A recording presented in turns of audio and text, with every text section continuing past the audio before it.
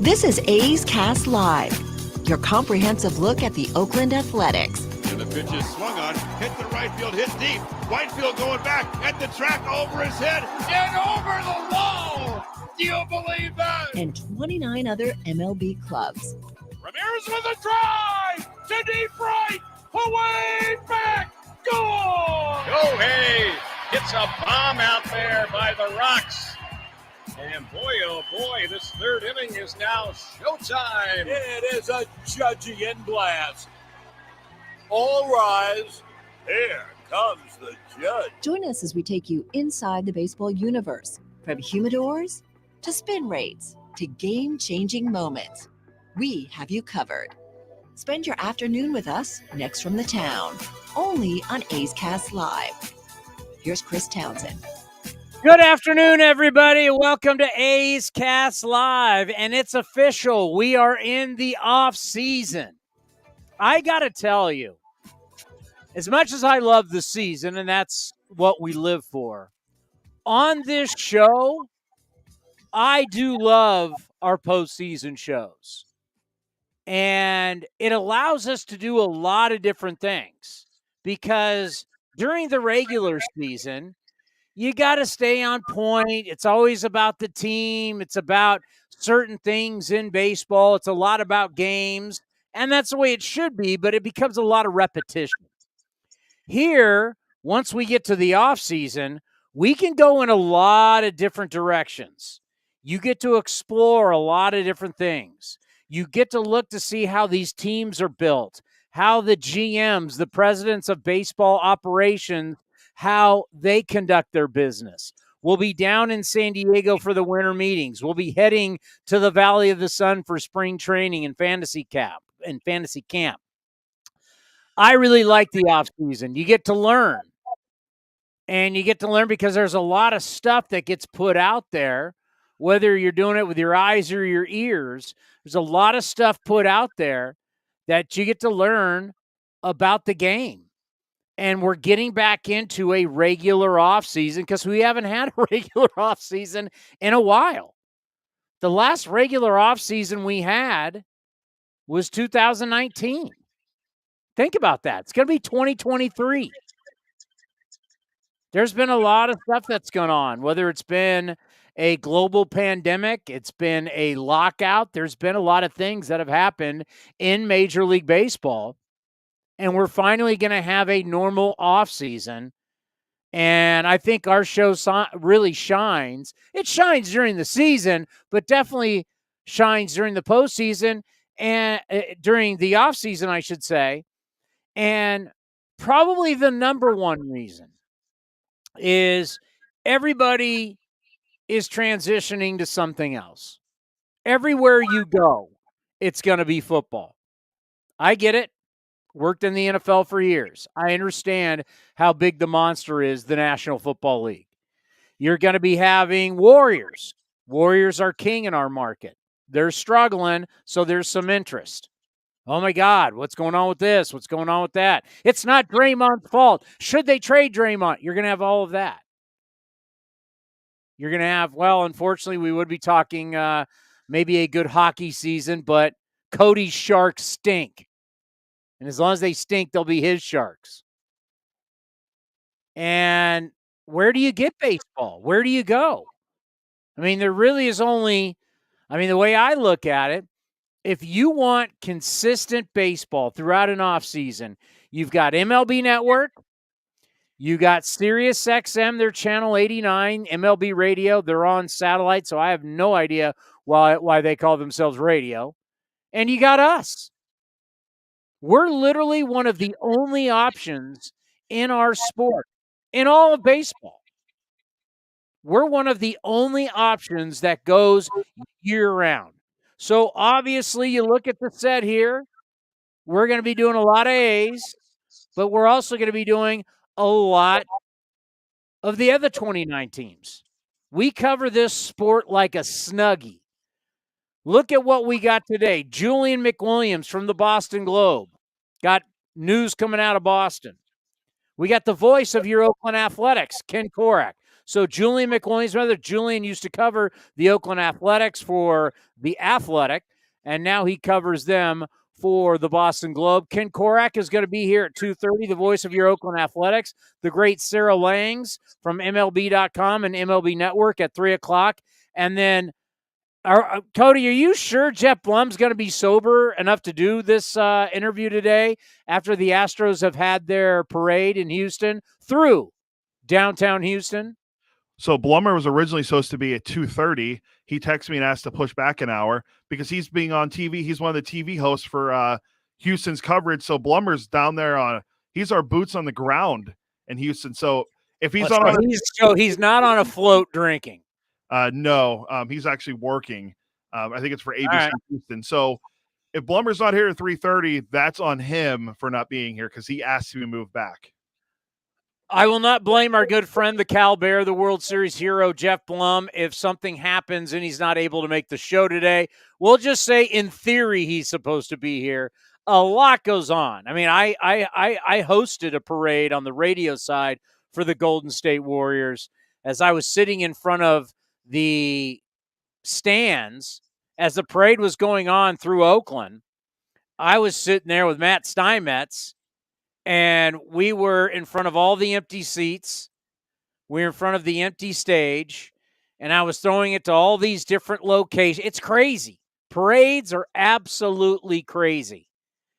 And then people start filing in, and, we're right in front of the main stage. And as the main people for the Warriors start filing in, and we're still carrying it, and now guys are getting off the floats and they're in the background, and next thing you know, I'm throwing it to Bob Fitzgerald as he was taking as the master of ceremonies. Yeah, I know how crazy parades can be. As I had to wing that thing for like 4 hours.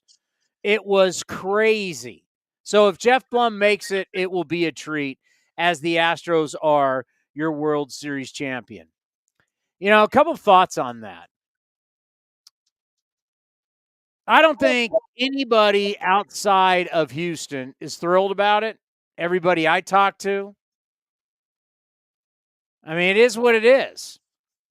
They're going to be the villain. It's very Patriot-like. You get outside of New England, and, Patriots cheated multiple times. They were penalized multiple times. There wasn't one Spygate. There was 2 Spygates. There was the deflated footballs. There was all of that, right? Then at one point it was the commissioner of the NFL against Tom Brady.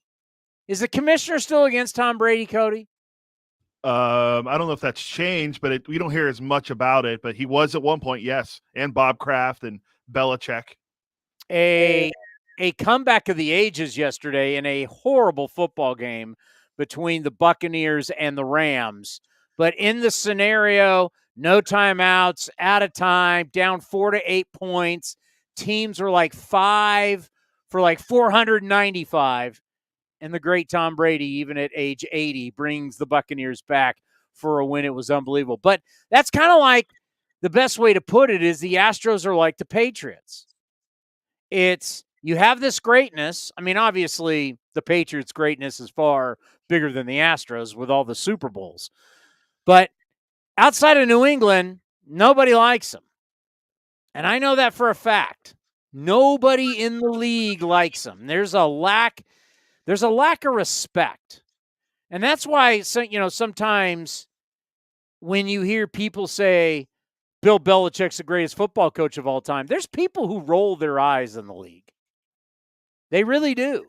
And that's what happens when you cheat. That's a stain that no matter what you do after you cheat, it's like a really great learning lesson for kids and even for us adults. When you do bad stuff, you can rehab the image all you want. You really can. But that stain never leaves you. That's why it's called a stain. What's a stain, Cody? Something that never leaves unless you clean it off, but it's even hard to do that sometimes. Then it wouldn't be a stain. That would just be a mess. A stain stays. Yeah, fair point. Yeah. Paint stain, right? Anything. I mean, you can stain yourself with a lot of different things. I mean, you put something on your shirt and you put it in the washer and it doesn't come off. It's a stain. It's never leaving. You still like the shirt. You can still wear the shirt, but that stain is still there. Like, for instance, forget me and how I feel. I'm obviously biased. I hate the guys. I hate the organization. But even as MLB Network was showing, this is the network that's paid for by the league. They don't stand alone on their commercials. The MLB Network exists because of the league paying for it. That's how these networks exist, right? And it was smart by the leagues to say, hey, listen, we need to get our brand, our game out there every day, and we can't rely on cable. Same thing we're doing here. Same thing for the 8. We don't need a radio station. We don't need a program director telling us how we're gonna display our brand to you, the world. We're gonna do it ourselves. And when this network that's paid for by the league, controlled by the league, still during watching the parade has to talk about, well, 17 gets brought up. 17 was brought up multiple times. That stain, and let's face it, most of the guys on the team weren't there in 2017, but it doesn't matter. That stain is never going away. That stain for the New England Patriots is never going away. But they are a great team. There's no question about it. The Houston Astros, as the Dodgers are a flamboyant team. They're LA. If you ever watch them before the game, the way they come out and do BP, I mean, they don't look like a traditional big league team. Guys are out in shorts. Guys are out in sweats. Guys got T-shirts on. Everything's cut up. They're Johnny Cool guys. During the game, everybody's jersey's open. They all got jewelry. They're the Johnny Cool guys. They're the LA Dodgers. The New York Yankees, everybody was crowning them in June, going into July. They're going to win the World Series. They're a historic team. You had the Atlanta Braves, the world champs, caught fire, end up catching the Mets. They became a good story. Here came the Philadelphia Phillies, who were a great story, no question about it. Got in, backed in at the very end, and made it all the way to the World Series. You got all these storylines of all these teams. But in the end, Houston Astros are a bad bunch, man. They are just tough all around. They are such a well-run organization. They really are the model franchise. They spend money, but they do it wisely. They don't make bad deals. I'm actually right now waiting. I've been in dialogue with my financial guy because I did print it out today. The top landing spots for Aaron Judge. I want to kind of go over today, and that's something we're going to talk a lot about. It's going to dominate the postseason. Who will sign Judge? Here are the top options. But I'm asking my financial guy, if you were to look at Judge purely as business, let's call him a stock, would he advise me to buy him?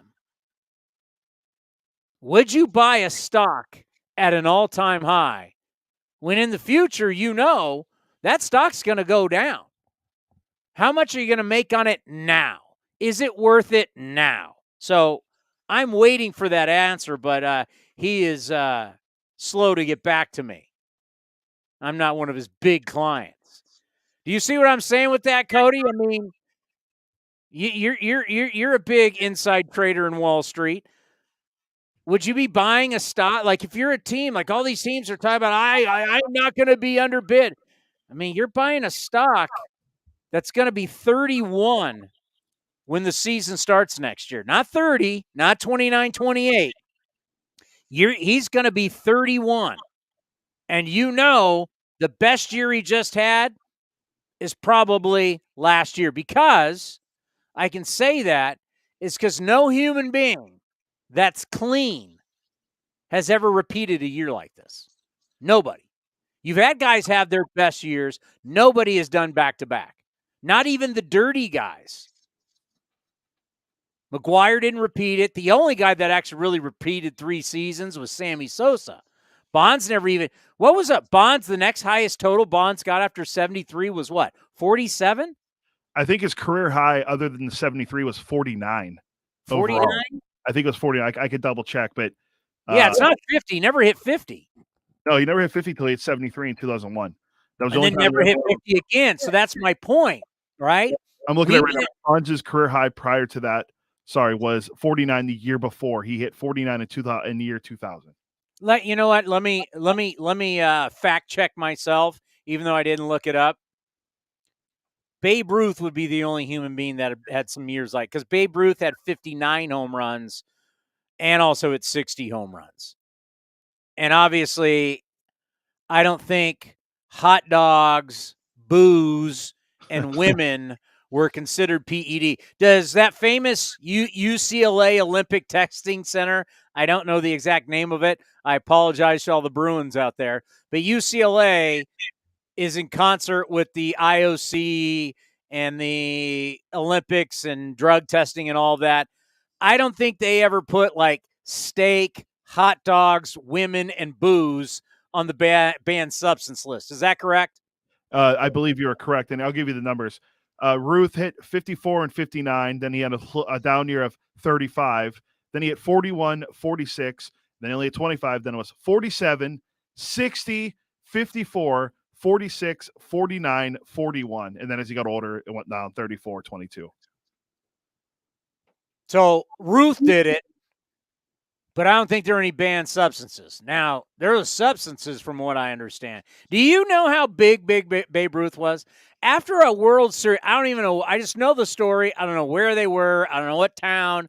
After they won the World Series, he went out partying all night, and he got somebody to deliver a grand piano to his hotel room because the after party went to his hotel room. Have you ever heard that story? No, but that's pretty incredible. I mean, what kind of juice do you got to have? There's no cell phones, folks. I can't go order it on Amazon. I can't get Grubhub or DoorDash to Uber Eats to send it to my room. Somehow, Babe Ruth got somebody to get up at night, get a grand piano, and get it over to his hotel room, where you can just imagine what was happening in this hotel room if he was ordering a grand piano and the after party was at his place. You could just imagine the lifestyle those guys had, and what happened in that room, I guaranteed stayed in that room. Nobody was on Instagram, no TikTok, no pictures, no videos. That was the big leagues back in the 30s. I don't know what year it was. It probably had to have been the 30s, maybe 40s. I can try looking that up. I brought up Aaron Judge's numbers for you, though. The year he hit 52, was it 52? Yeah, the year he hit 52, where he won the Rookie of the Year, finished second in the MVP. The next year he hit 27, and then the year after that he hit 27. He ran into some injury problems.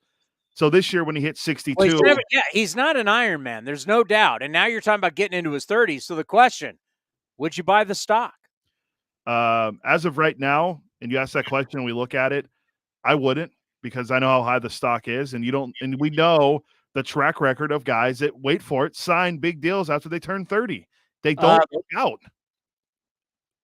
My financial guy has responded 19 minutes late. Sell that stock. And that gets back to the Astros. And maybe looking at the Yankees.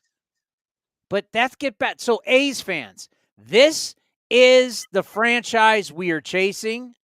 These are the guys we hate. These are the guys we boo. But watch how they do business. They had a young shortstop. Incredible player. I like him a lot. I think he's got brass ones.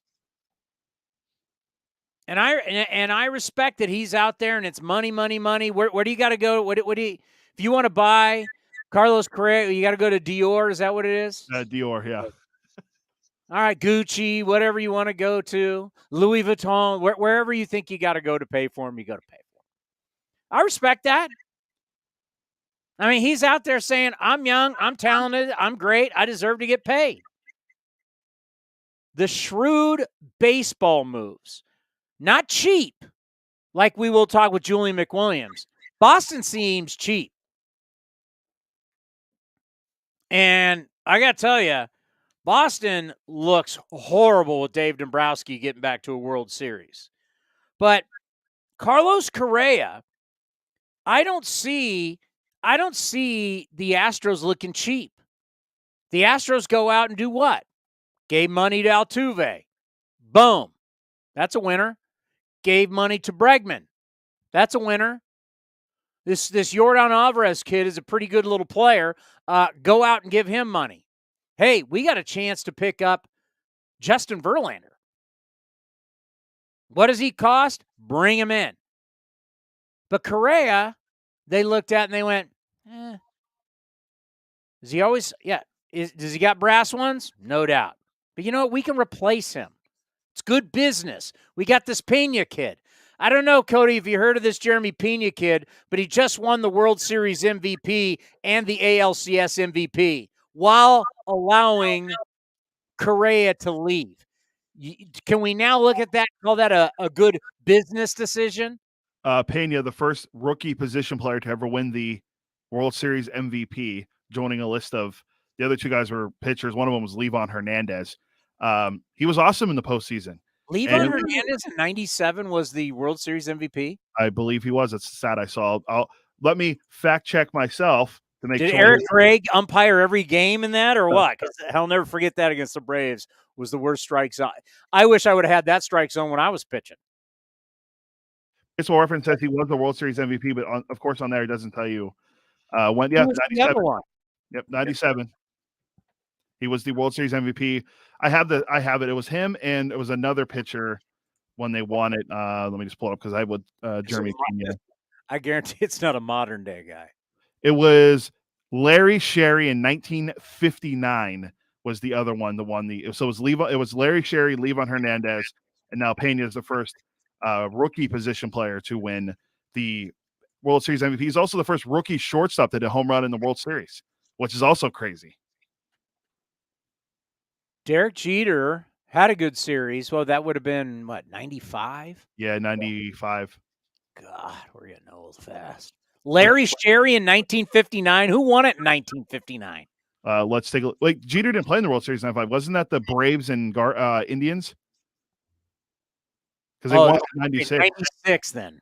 Yeah, he was good. I mean, he has the most hits in the career in the history of the postseason. Well, he had a good World Series his rookie year. I remember that. Larry Sherry won the World Series in 1959 with the Los Angeles Dodgers. What did he do that year? Let's see what his postseason numbers were. That's 1 year removed from Brooklyn. They won it right because they moved out in 58, and the Giants moved with them in 58. They won it. That means they won it at the L.A. Coliseum, home of the USC Trojans and the 1984 Olympics. He went 2-0 with a .71 ERA in 4 starts in the World Series in 12 2/3 innings. In 4 games, 2 starts. No, he didn't even start any games. He was a reliever. In 4 games, he won 2 wins, a .71 ERA in 12 2/3 innings, and he didn't strike out. He struck out 5 and walked 2 in 1959 for the Dodgers against the Chicago White Sox. Well, there you have it. Well, the Astros, we're all chasing them. They make good decisions. They're not going anywhere because they still got a lot of talent, and the talent is one of 2 things. The talent is, from a salary standpoint, really manageable. As what did we say? Javier's making $720,000. Yeah, it was like it was under $750,000 this year. Yeah, they got a bunch of guys making nothing, and then they got guys who are getting paid well, but they're all manageable contracts. You can have all of that on the books, and you're like, we love the way we operate. They're not cheap. They've got what? They're a top 10. They got $300 million contracts.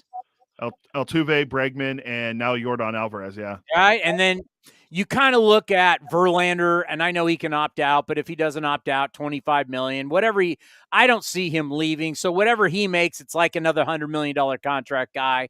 Brantley, and remember, Brantley wasn't even here. Yeah, I think they have 8 free agents. Contract. He's a free agent actually this year. So, they have 8 free agents going into this offseason. They make really sound business decisions, but they're not cheap. Remember that. They're not cheap.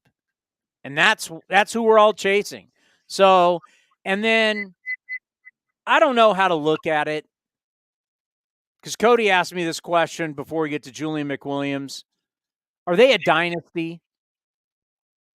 I thought about it. So Cody and I were on the phone last night, and I thought about it. I think we throw dynasty around way too quick, and one of the reasons why is merchandise sales. Right? You want to get that word dynasty on a shirt, on a hat, on a sweatshirt, get it online and just sell the you-know-what out of it. So they try and make everybody a dynasty. We saw it here with the San Francisco Giants. They won 3 championships, and people tried to say dynasty, and a lot of people looked around and went, that's not a dynasty. You didn't have continued success.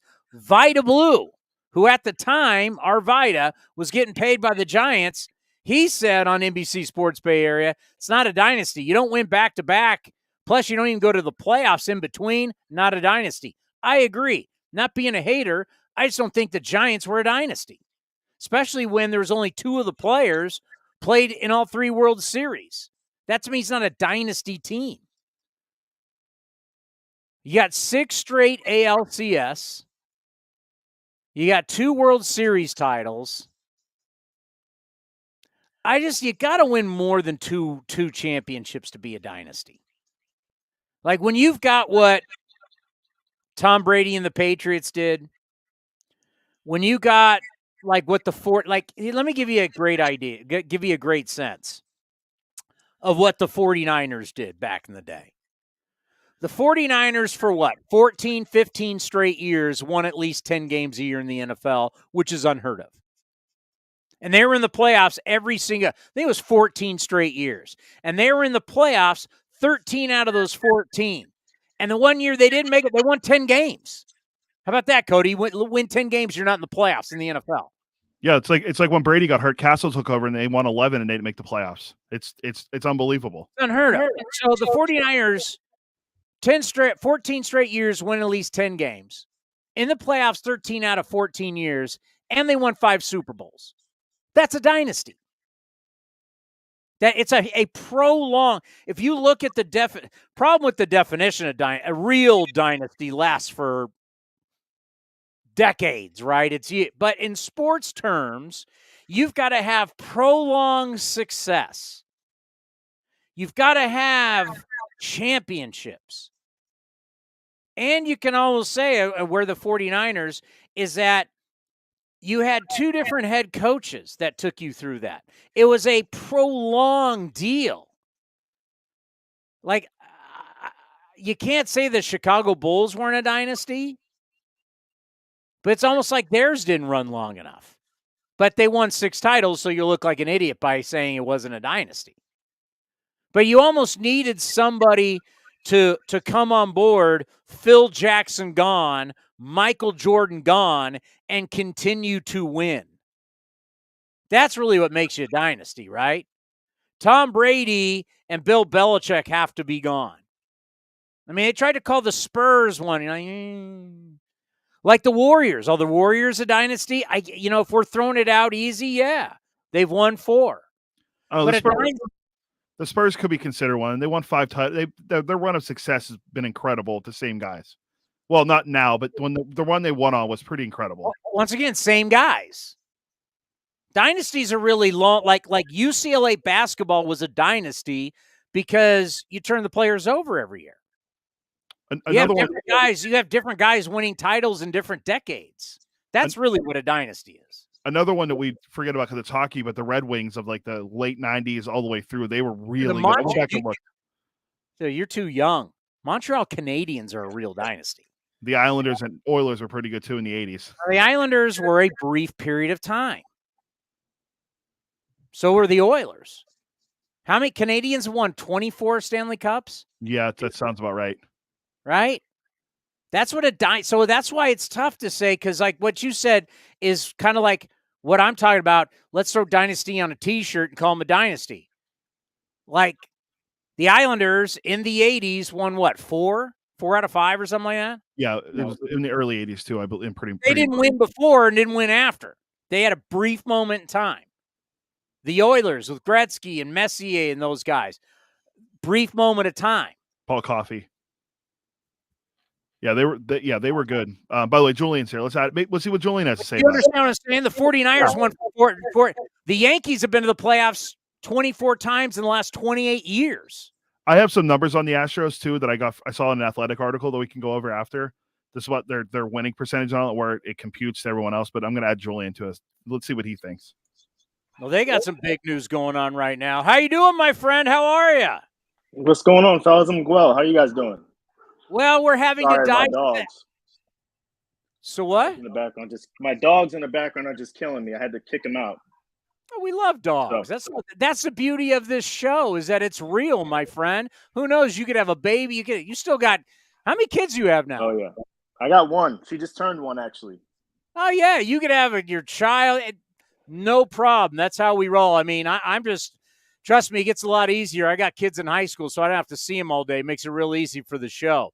We're trying to dissect the Houston Astros and winning the title. And it can take me back to where you are now with the New England Patriots. It's like there's always going to be that stain.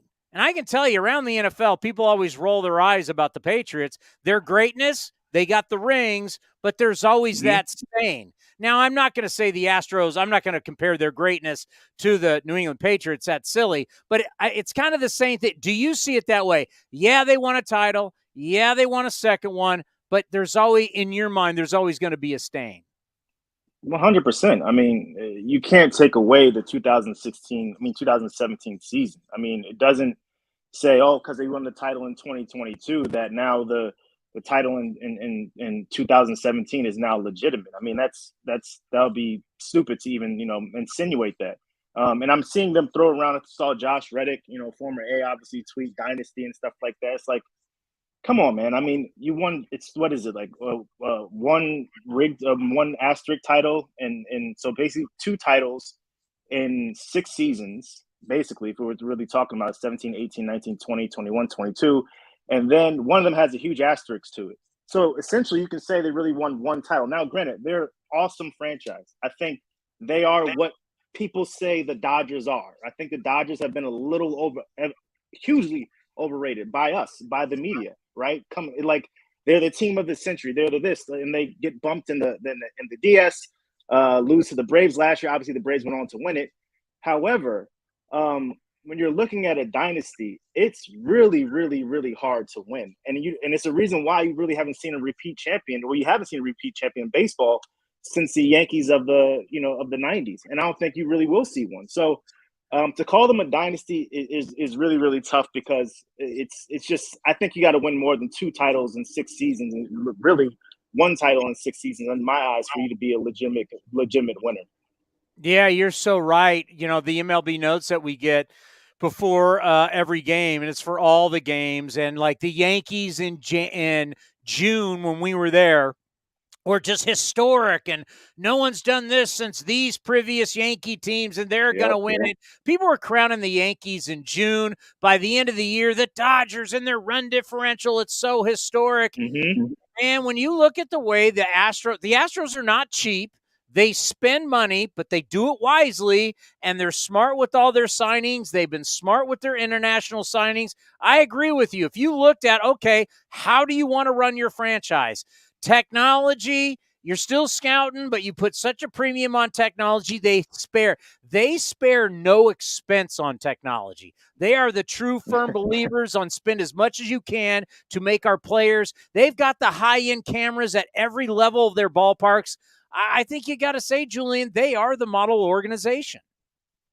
They are, and even if you alluded to their international signings, I think, I mean, it's incredible. I mean, who's ever running their international site needs to be GMs of teams, ASAP. Framber Valdez, Christian Javier, all those guys. It's just like Jose, how to pronounce his last name, Urquidy, Yordan Alvarez, who they got from the Dodgers in a trade.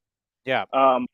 The list goes on and on and on. And I think if you look at the way their player development is just incredible. I mean, they get rid of Carlos Correa and turn that into Jeremy Pena, who goes into New York, lights them up, and wins ALCS MVP in 4 games. Then wins MVP, World Series MVP in the World Series. So I think if you look at just what they do and how they're able to turn the page, and turn that into talent, I think that's something really, really, really, really special.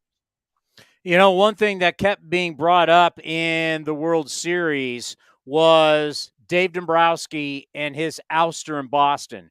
Win the World Series next year, you're fired during the season. Like it was after they got trounced after they got wowed by the Yankees. I think it was a Sunday or Monday night. He was just gone in I think late August or early September, one of those times. Yeah, they did the USA Today. I got the article in front of me because they put it out later in Sports Weekly about just how it felt so dirty. And a lot of people in the industry, like for us, what do we care, right? We're out west. I love Dave Dombrowski, though. I've known him for many years. He's awesome. Hall of Famer. Yeah. Hall of Famer.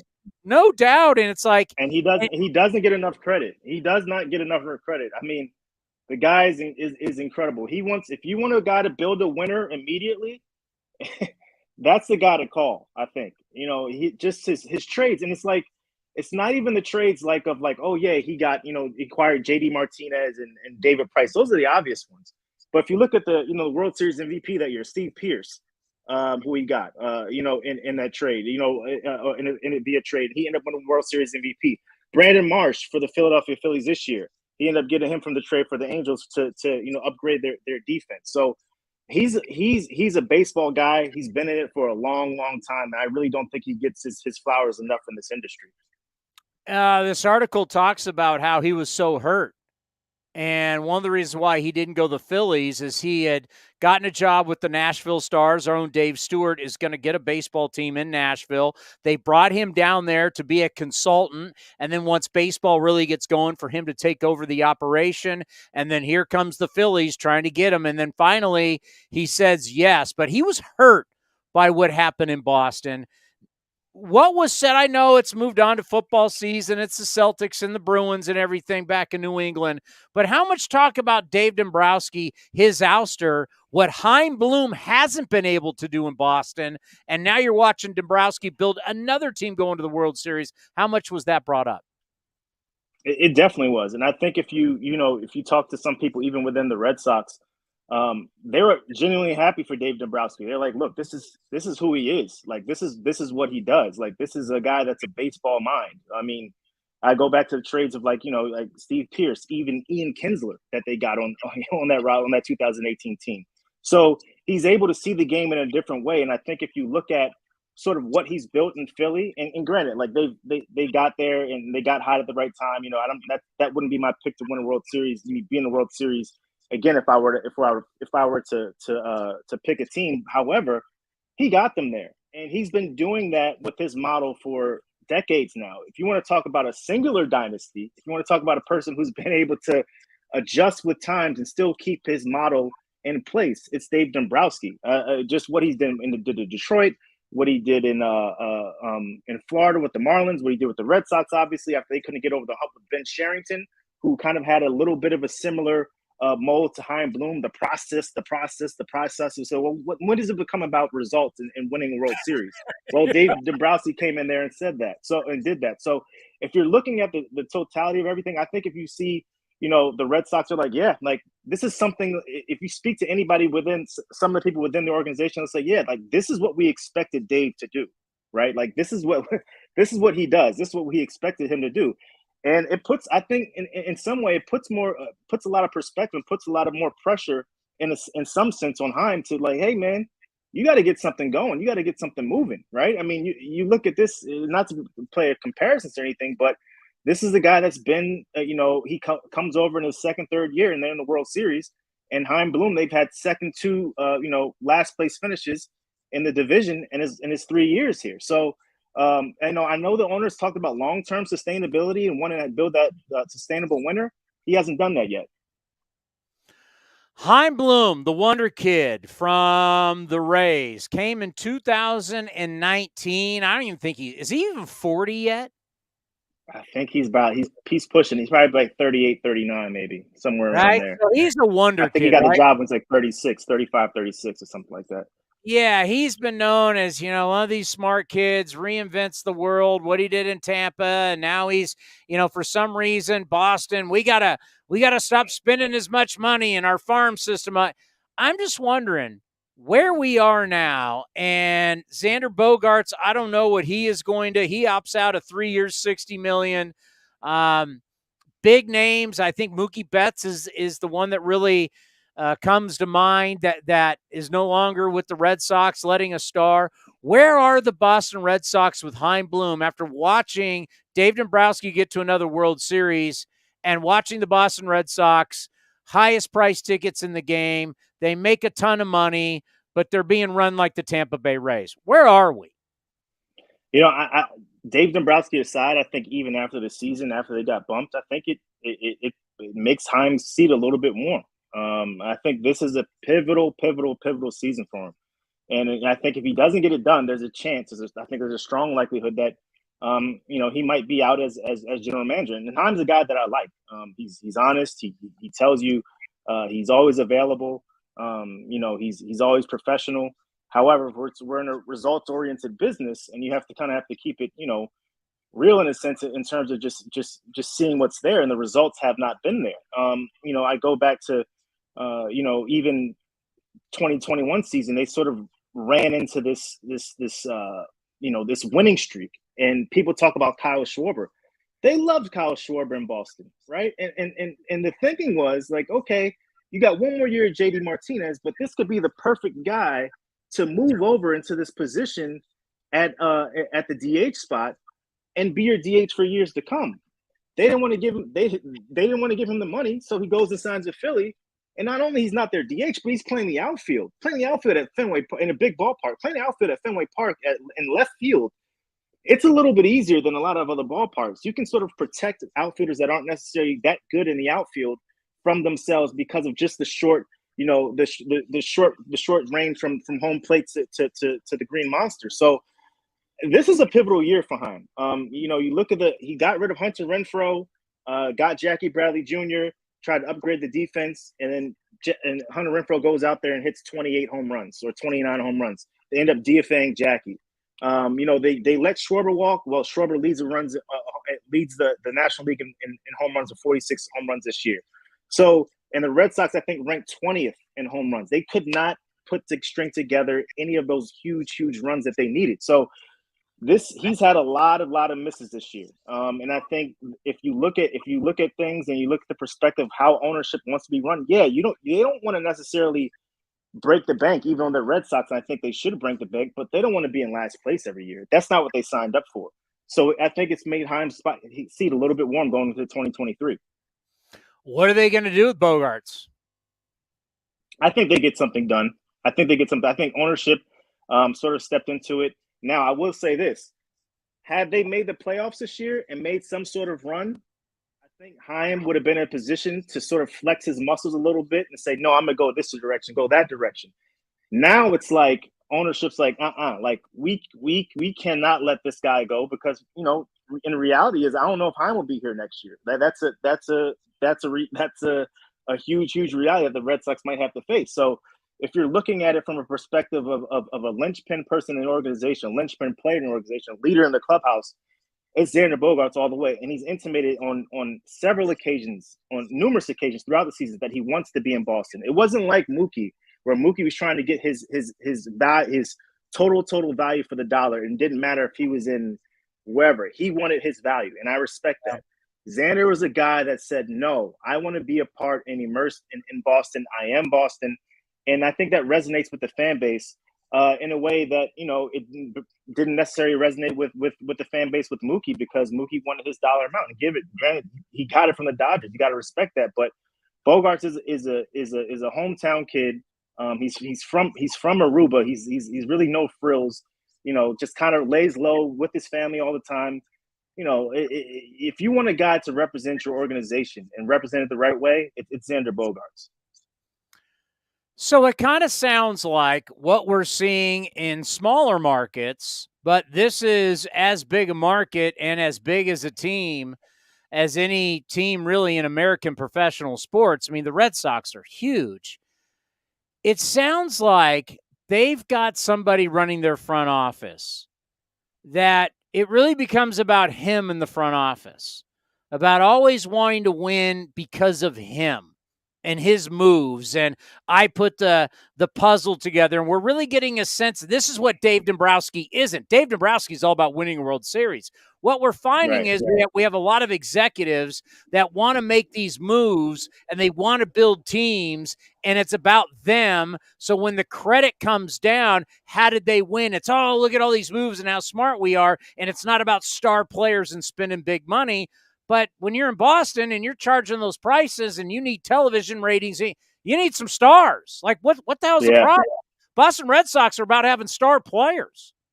Yeah. It drives me nuts, just the industry in a whole, where it's like in itself, where it's like they do this wins within the margins type of thing, right? They try to outsmart everybody. Oh, I'm gonna get this guy that equals up to, because he has a 3 WAR and this other guy has a 3 WAR.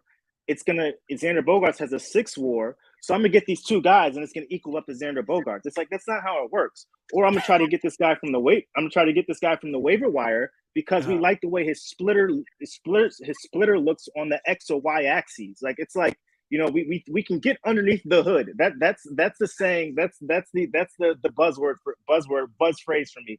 Let's get underneath the hood. He has more underneath the hood, and they all say that underneath the hood. And so that's how you know the guy sucks, right? And they're trying to find something there that, oh, we like the spin rate on his fastball. If we feel like our pitching staff, we can get underneath the hood and get and turn this guy into a pitcher. They did that with Garrett Richards, because if you look at Garrett Richards' spin rate, everything, it's off the charts. The guy's not a gamer. That's what it came down to. He was soft. Like, that's the reason. And so I think sometimes, not now, I think, but previously, I think Heim underestimated, in a sense, what it took to play in this market, and what it takes to play. You don't necessarily need, yes, the advanced stats, they're great, but do you have this? Do you have heart? and I think that's what it sort of comes down to in this market. It's always about, you have family from here, Townie. Like, this is where your roots are. Like, it's all about winning, blue collar. Hey man, are you going to be in the trenches with this type of heart? And if you don't respond well to that, then you won't play well. So I think Heim has realized that. I think there's been a lot of growing pains for him. Again, I like him. I think he's a smart guy. I think he's done some really good things with his team, but he's going to have to show more going into the season, because this is a huge year for the Red Sox, and the division has only gotten better. The Orioles, like, they're a legitimate team, a legitimate catcher. The Yankees will always be there. We can talk about their postseason, struggles and whatever. The Toronto Blue Jays will always be there, right, at this point, even though they're a little inconsistent. The Rays are always there. So you're looking at a division that's gotten better. It's gotten better really, really quick. So this is a pivotal year for the Red Sox and Chaim Bloom. Oh my, and everything you're saying is dead on, because when you work in Tampa, you can do whatever you want, when you want, as long as the owner's not, worried about the money. You can ship guys in, ship guys out. There's one paper covering you. The sports radio doesn't care. No one cares. Like, you can't do that in Boston. This is religion, right? And the fact that these guys, the way it takes me back to the Dodgers. Think about that final game against the San Diego Padres.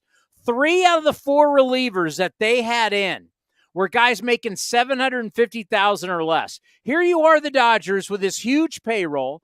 You spend all this money on front office, Andrew Friedman down. Your front office, you got PhDs, you got independent contractors, you've got a whole think tank of like engineers working on stuff. They spend millions in front office, and you're going to lose to the San Diego Padres with 3 guys making $700,000 on the mound?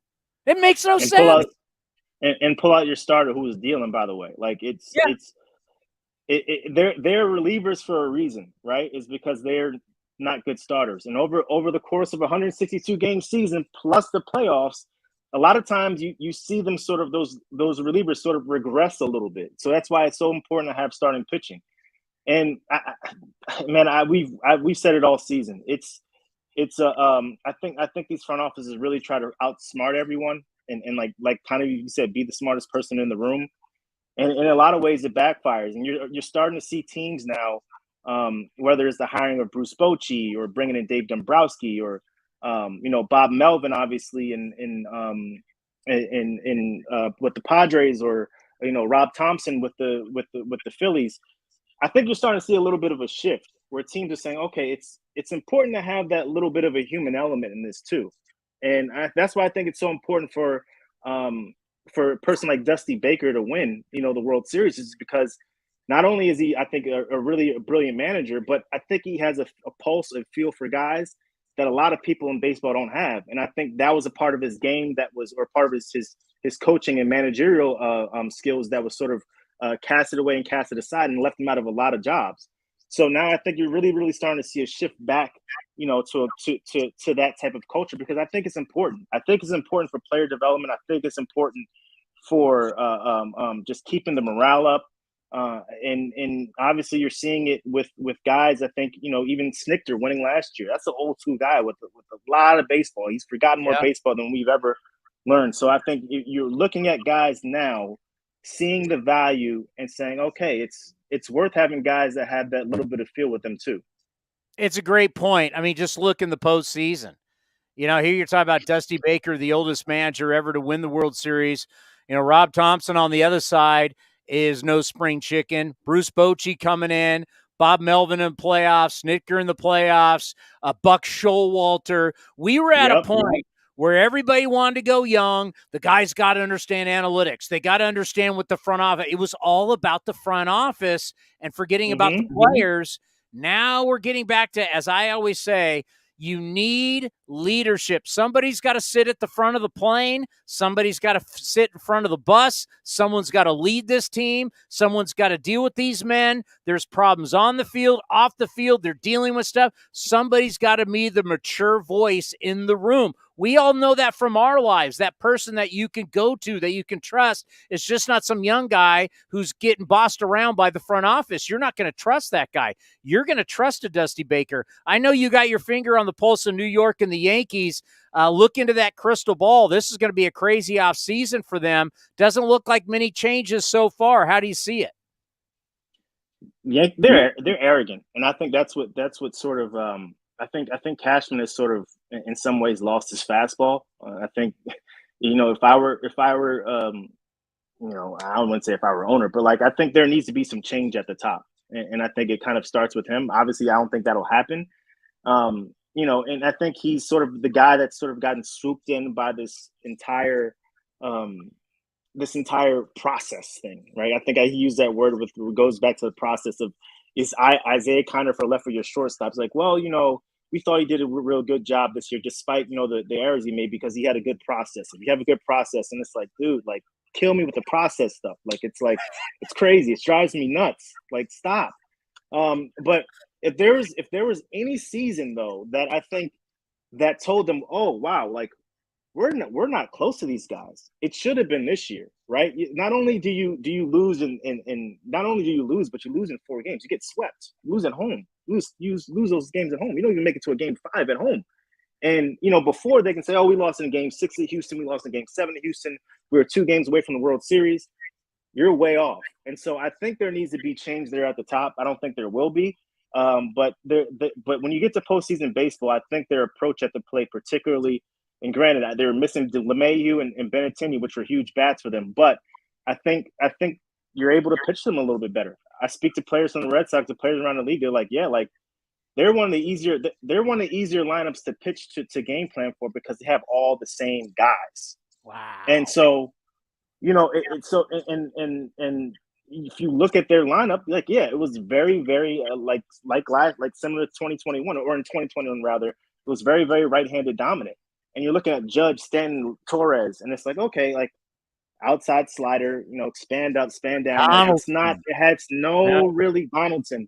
It has really no like flexibility within that lineup. So I think players look at a situation like if we keep them in the ballpark, which yes, it's tough to do, but if we keep them in the ballpark, it unravels their entire game plan. They're easy to pitch to. So they're gonna have to do something because you're looking at a Houston team that's not going anywhere. Their division again is not going anywhere, and I think they got punched in the mouth this year, real bad. And I think that's not a wake up call. I don't know what is. How's the family doing? Everybody's good, man. Daughter's walking now, getting into stuff. So gotta baby proof the house. So it's a whole different ball game when they can pick something up and leave the room with it. Yeah. I saw her with her hand on a screwdriver the other day. I was like, yeah, I gotta figure something out here. So, are you going to be in San Diego for the winter meetings? I will. I'll be there. Let's have dinner, my friend. Sounds good. I'm there. You're the best. It's great to see you. We love you, and we'll see you in San Diego. Thanks, fellas. Love you guys too, man. The great Julian McWilliams from the Boston Globe. I mean, spitting fire. He's spitting fire today. I love that guy. He was great when he covered the A's. It was sad. Remember that day, Cody, when we found out he was leaving? You're like, man, you're leaving? Because he was things can get stale. I think it's not like that anymore, but at one point things kind of got stale inside the group. We're not a part of that group because we're not writers. We're not, but I think that it was a little stale. He brought something fresh. He brought something new. He stirred the pot. You remember that? It was sad when he was like, man, you're going. Well, obviously he's from the Northeast, so we were happy for him, but we were sad to see him go. Yeah, then it was cool though. We got to see him in San Diego last time we went. So we'll see him this time when we go. But yeah, I love what he does with the Red Sox. He's got a good follow on Twitter, by Julian Mack on Twitter if you want to follow him. Get all your Red Sox news. He was tweeting about the World Series. He takes shots at the Yankees, which I love seeing that. Oh, fire. Fire. You know what? We got to get to that. He said a lot of things. And, okay, two things coming up next. My favorite show led with this today. I think it's a problem. I think it's changeable, though. I think we can change this problem. But it's a problem. And number two, Julian, in the last 6 minutes, spit some serious fire, making some news right here on A's Cast Live. The Coliseum has gone by many names, but none better than the Last Dive Bar. Hi, everyone. Ken Korach here, and my friends at Last Dive Bar are helping us celebrate our longtime home. Last Dive Bar has the most unique merchandise for all Oakland baseball fans. T-shirts, sweatshirts, the Ray Fosse line, and my personal favorite, the lights have taken full effect. Visit their website at lastdivebar.com or follow them on social media at Last Dive Bar. All proceeds are invested back into the A's Community Fund and their affiliated charities. Go to lastdivebar.com. That's lastdivebar.com. The Oakland Athletics begin spring training on February 25th. Now's the time to make plans to catch us in Mesa, Arizona, and enjoy the sunshine of your family and friends. Buy your tickets early for the best seats at the lowest prices as your green and gold take on the Giants, Dodgers, Padres, Angels, and more at Hohokam Stadium. And Tony, it's a deep drive to right in the corner. Gritchick going back. He'll turn and watch it fly. Get your tickets at athletics.com/spring. That's athletics.com/spring. This is Chris Townsend for the Chicken Pie Shop of Walnut Creek. Great news! Our indoor dining is back, along with our beautiful patio dining. Come taste our world-famous chicken pie that has been served in Southern California for 83 years. The Chicken Pie Shop of Walnut Creek has one of the most dynamic menus, plus a full bar. Pot pies, gourmet burgers, sandwiches, salads, flatbreads, and more. Don't forget, we still do takeout and delivery. For all the information, go to chickenpieshopwc.com. That's chickenpieshopwc.com.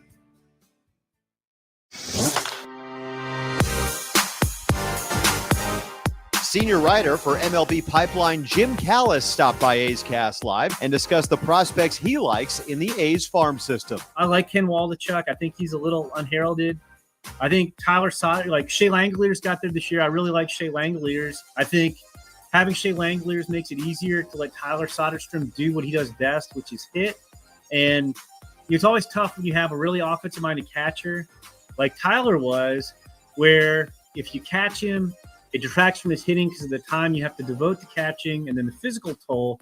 So I think they're going to get more out of Tyler Soderstrom's bat. To listen to the full interview and much more, go to athletics.com/A'sCast. Humanity has accomplished a whole lot so far. We created penicillin, the automobile, and the internet, not to mention drones, duct tape, and the hot dog. It's all thanks to the power of human connections. And Ring Central's here to make that even easier, more seamlessly and securely, on a platform built to grow your business. Say hello to a whole new way to say hello. Visit ringcentral.com and say hello to possibilities. Ring Central. Message, video, phone, together. If you're looking for a new mattress, Nest Bedding has you covered. Sleep on the same mattress Hall of Famer Ricky Henderson sleeps on. Nest Bedding is a national brand with family-owned prices and service. You can shop at one of their Barrier locations, and all stores are sanitized and safe, or you can navigate their easy-to-use website, nestbedding.com. That's nestbedding.com. Green and gold fans, use the coupon code Oakland and you'll get 10% off your entire order. Nest Bedding, love where you sleep. Some things just go together. Peanut butter and jelly, cookies and milk, Oakland and Kaiser Permanente. If that last one caught you off guard, it shouldn't, because Kaiser Permanente has been helping keep Oakland healthy since our very beginning. And as the official healthcare partner of the Oakland A's, that won't be changing anytime soon. Whatever you may need, you can trust Kaiser Permanente to help keep you feeling your best. Kaiser Permanente. Thrive. Visit kp.org today. Coming in at 5'3", it's number one mom. She switched to Xfinity and got the all-new 3-for-1 bundle. Unlimited internet, streaming, and Xfinity Mobile. All for what you could pay wireless companies for just one 5G unlimited line. Boom shakalaka. Go to Xfinity.com/3-for-1, call 1-800-XFINITY, or visit an Xfinity store today. Limited time offer. Restrictions apply. Xfinity Mobile requires post-pay Xfinity internet. After 24 months, regular rates apply to all services and devices. Unlock offers and receive exclusive in-game features by downloading the MLB Ballpark app for iPhone and Android today. Plus, get the latest information on game times, schedules, and more. When Northern California businesses need some pop in their lineup, they call the bank rooted in the East Bay. Mechanics Bank. Since 1905, Mechanics Bank has been helping Bay Area and Northern California businesses find success and perform at the top of their game. See how they can make a difference in your business today. Call or stop by your local branch or visit mechanicsbank.com. Mechanics Bank, the official East Bay bank of the Oakland A's. Member FDIC and equal housing lender.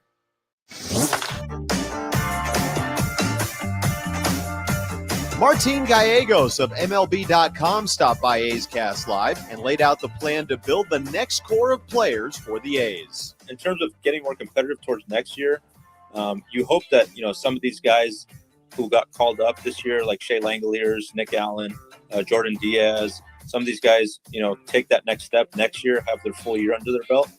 And along with, other guys like Tyler Soderstrom and Zach Geloff finish the year at AAA, you hope that those guys can come up at some point, whether it's, the second half, and kind of start, building something here, a core group of guys like we saw, a few years back with Chapman, Olsen, Pinder, all these guys that came up. See these guys, who have won together in the minors kind of start to mesh at the big league level. And if you can kind of develop that core next year, I think that's what it's all about for next year, taking a step forward, being more competitive, winning more games in this year, but more importantly, I think finding that core group of players, core group of young guys, out of those prospects that you have down there, and hope that some of them evolve into, players who you can count on for the next few years to lead that next, playoff group here in Oakland. To listen to the full interview and much more, go to athletics.com/A'sCast.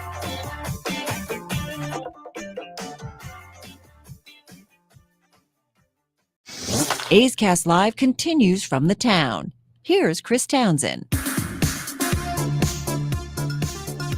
That was good stuff. Ken Korach, the voice of your A's, is going to show up here at 2:30. I guess he's in the office. Confirmed. I saw him about 3 minutes ago.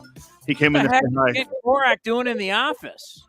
Meetings. He's a popular man, so he's here to show some face and shake hands and kiss babies, as they say. All right. Except I don't think there's any babies in our office, but No, I don't think there's anybody to have an autograph with either. But if that's what he's doing, he can do whatever he wants. I mean, there are people in this office that are pretty young, so we can consider them babies. But Ken was not kissing any babies in this office. Figure of speech.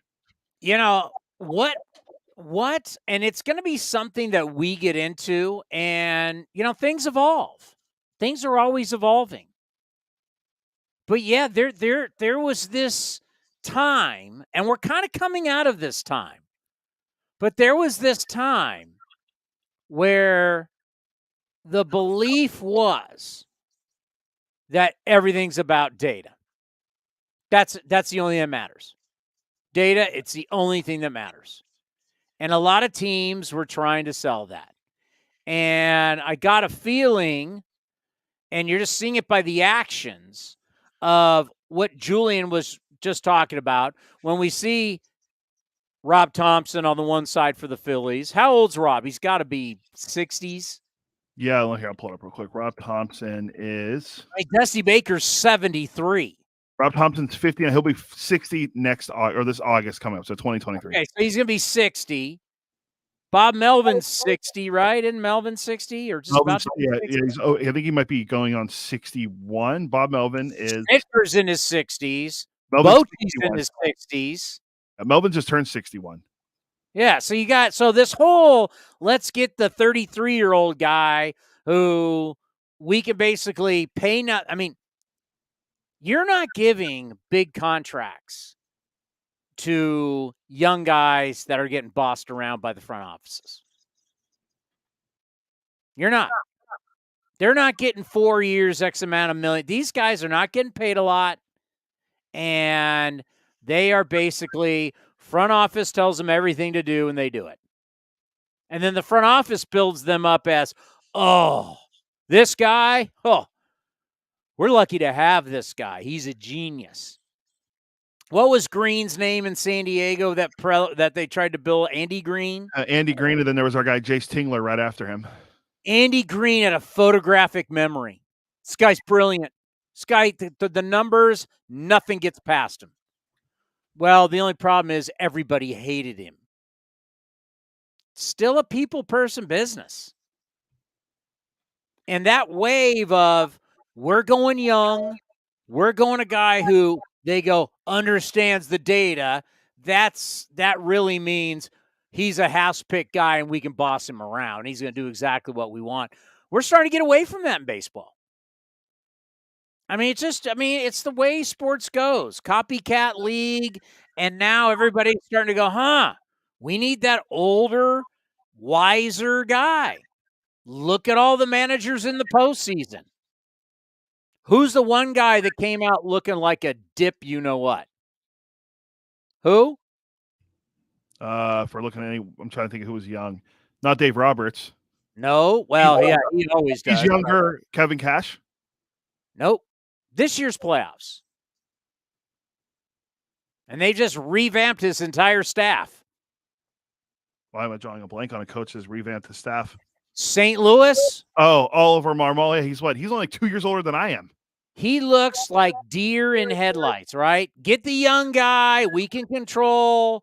Mazalak's the guy that runs it there in St. Louis. I'm going to control him to a T. And all of a sudden, here's the bright lights of the postseason, and he's up there at the podium with all the media, and he looked like, oh, my God, I got to answer these questions. He looked so out of sorts. He looked exposed. He looked 100% exposed. So that kind of guy, for some reason, no one's looking for that guy. I mean, the Rangers, this is Bruce Bochy is the first guy they've hired as a manager to run the ball club that had experience since Buck Showalter, which what year was that? 2003. I mean, that was a long time ago. I got married in 01. That's how long ago it's been since they went out and said, you know what? Let's as they like to say, let's hire a guy that's got a little dirt on his spikes. Yeah, I mean, in the last 12 years, it was Wash, Jeff Bannister, and then it was Chris Woodward. Now you brought in Bruce Bochy. Oh, Chris Woodward's so smart, so this, so that. You know what he was? A loser. So never won. We're getting this trend back into, you know what? Need to have the adult in the room. Because there's so much truth to, and I think we all know that when you have a boss that has experience, that has knowledge, that has compassion, there's something to that. I mean, look at Gabe Kapler. Cody thinks he's buddies with him, calls him Cappy. But look at Gabe Kapler. I think Gabe Kapler can be that guy. I think he does have some compassion. But what it sounds like in Philly was Gabe Kapler was the guy, numbers, and just players just go, they tune out on you. You got to love your players. You got to be there for your players. A lot happens in life. That's why I always like to compare it to your job, your work. You know the bosses you like. You know the bosses you hate, male or female. I mean, the manager is the boss. He's the guy that's got to answer for all the crap. Before the game, after the game, he's got to deal with you. When you got problems, you go to him. You don't go. If you have problems at home with your wife and it's affecting your play, who do you go to?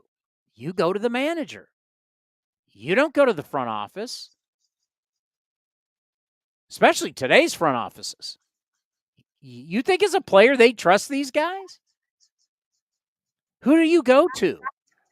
I have a child that's sick. I have a problem with the baby. I have a problem. I've got a legit problem. I'm a human being. I've got a problem. Who do you go to?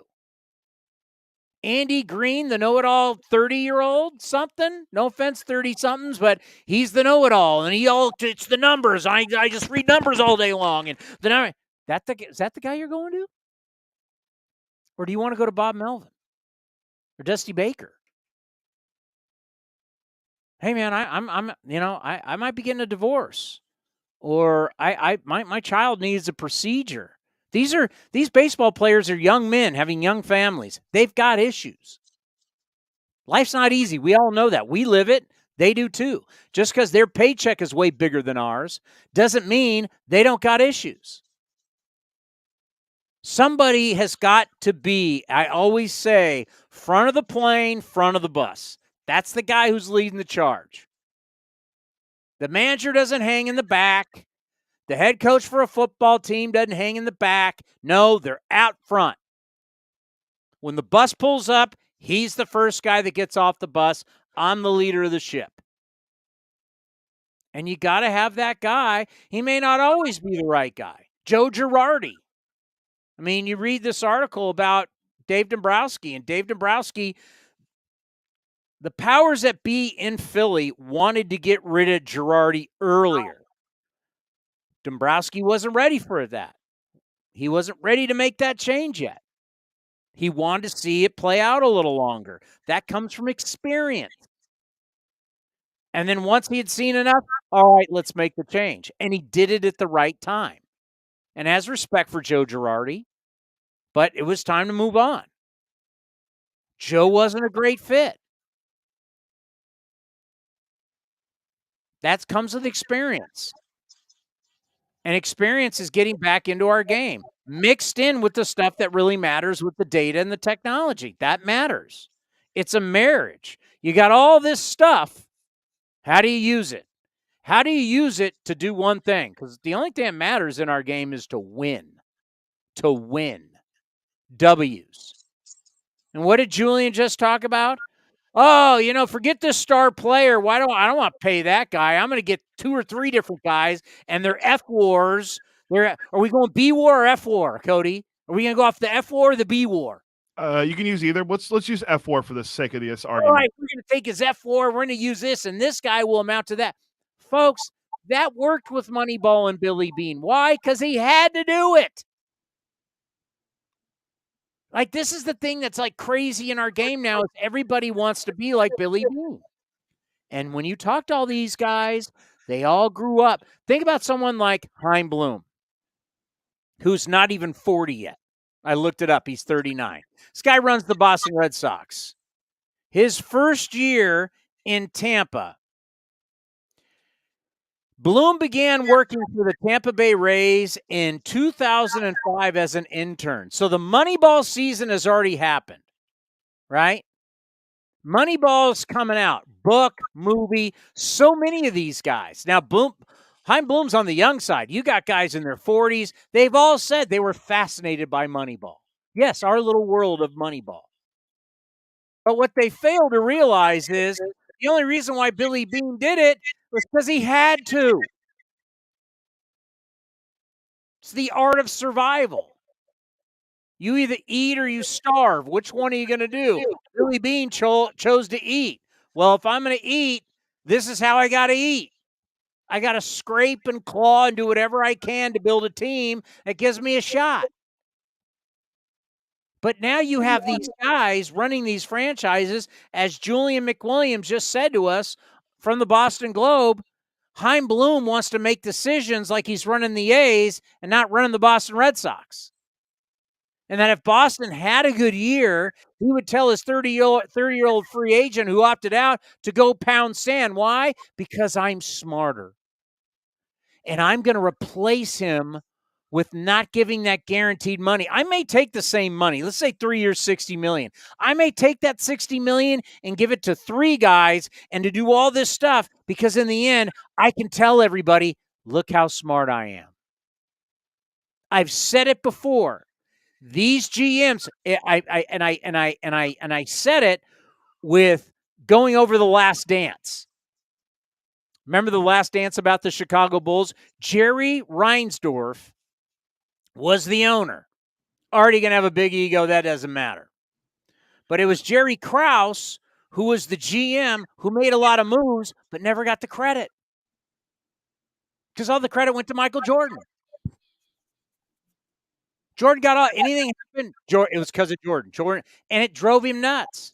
We should have seen then, but I was in high school, so I wasn't, and Cody wasn't even born. We should have seen this coming. And if you didn't hear that show, let me repeat it.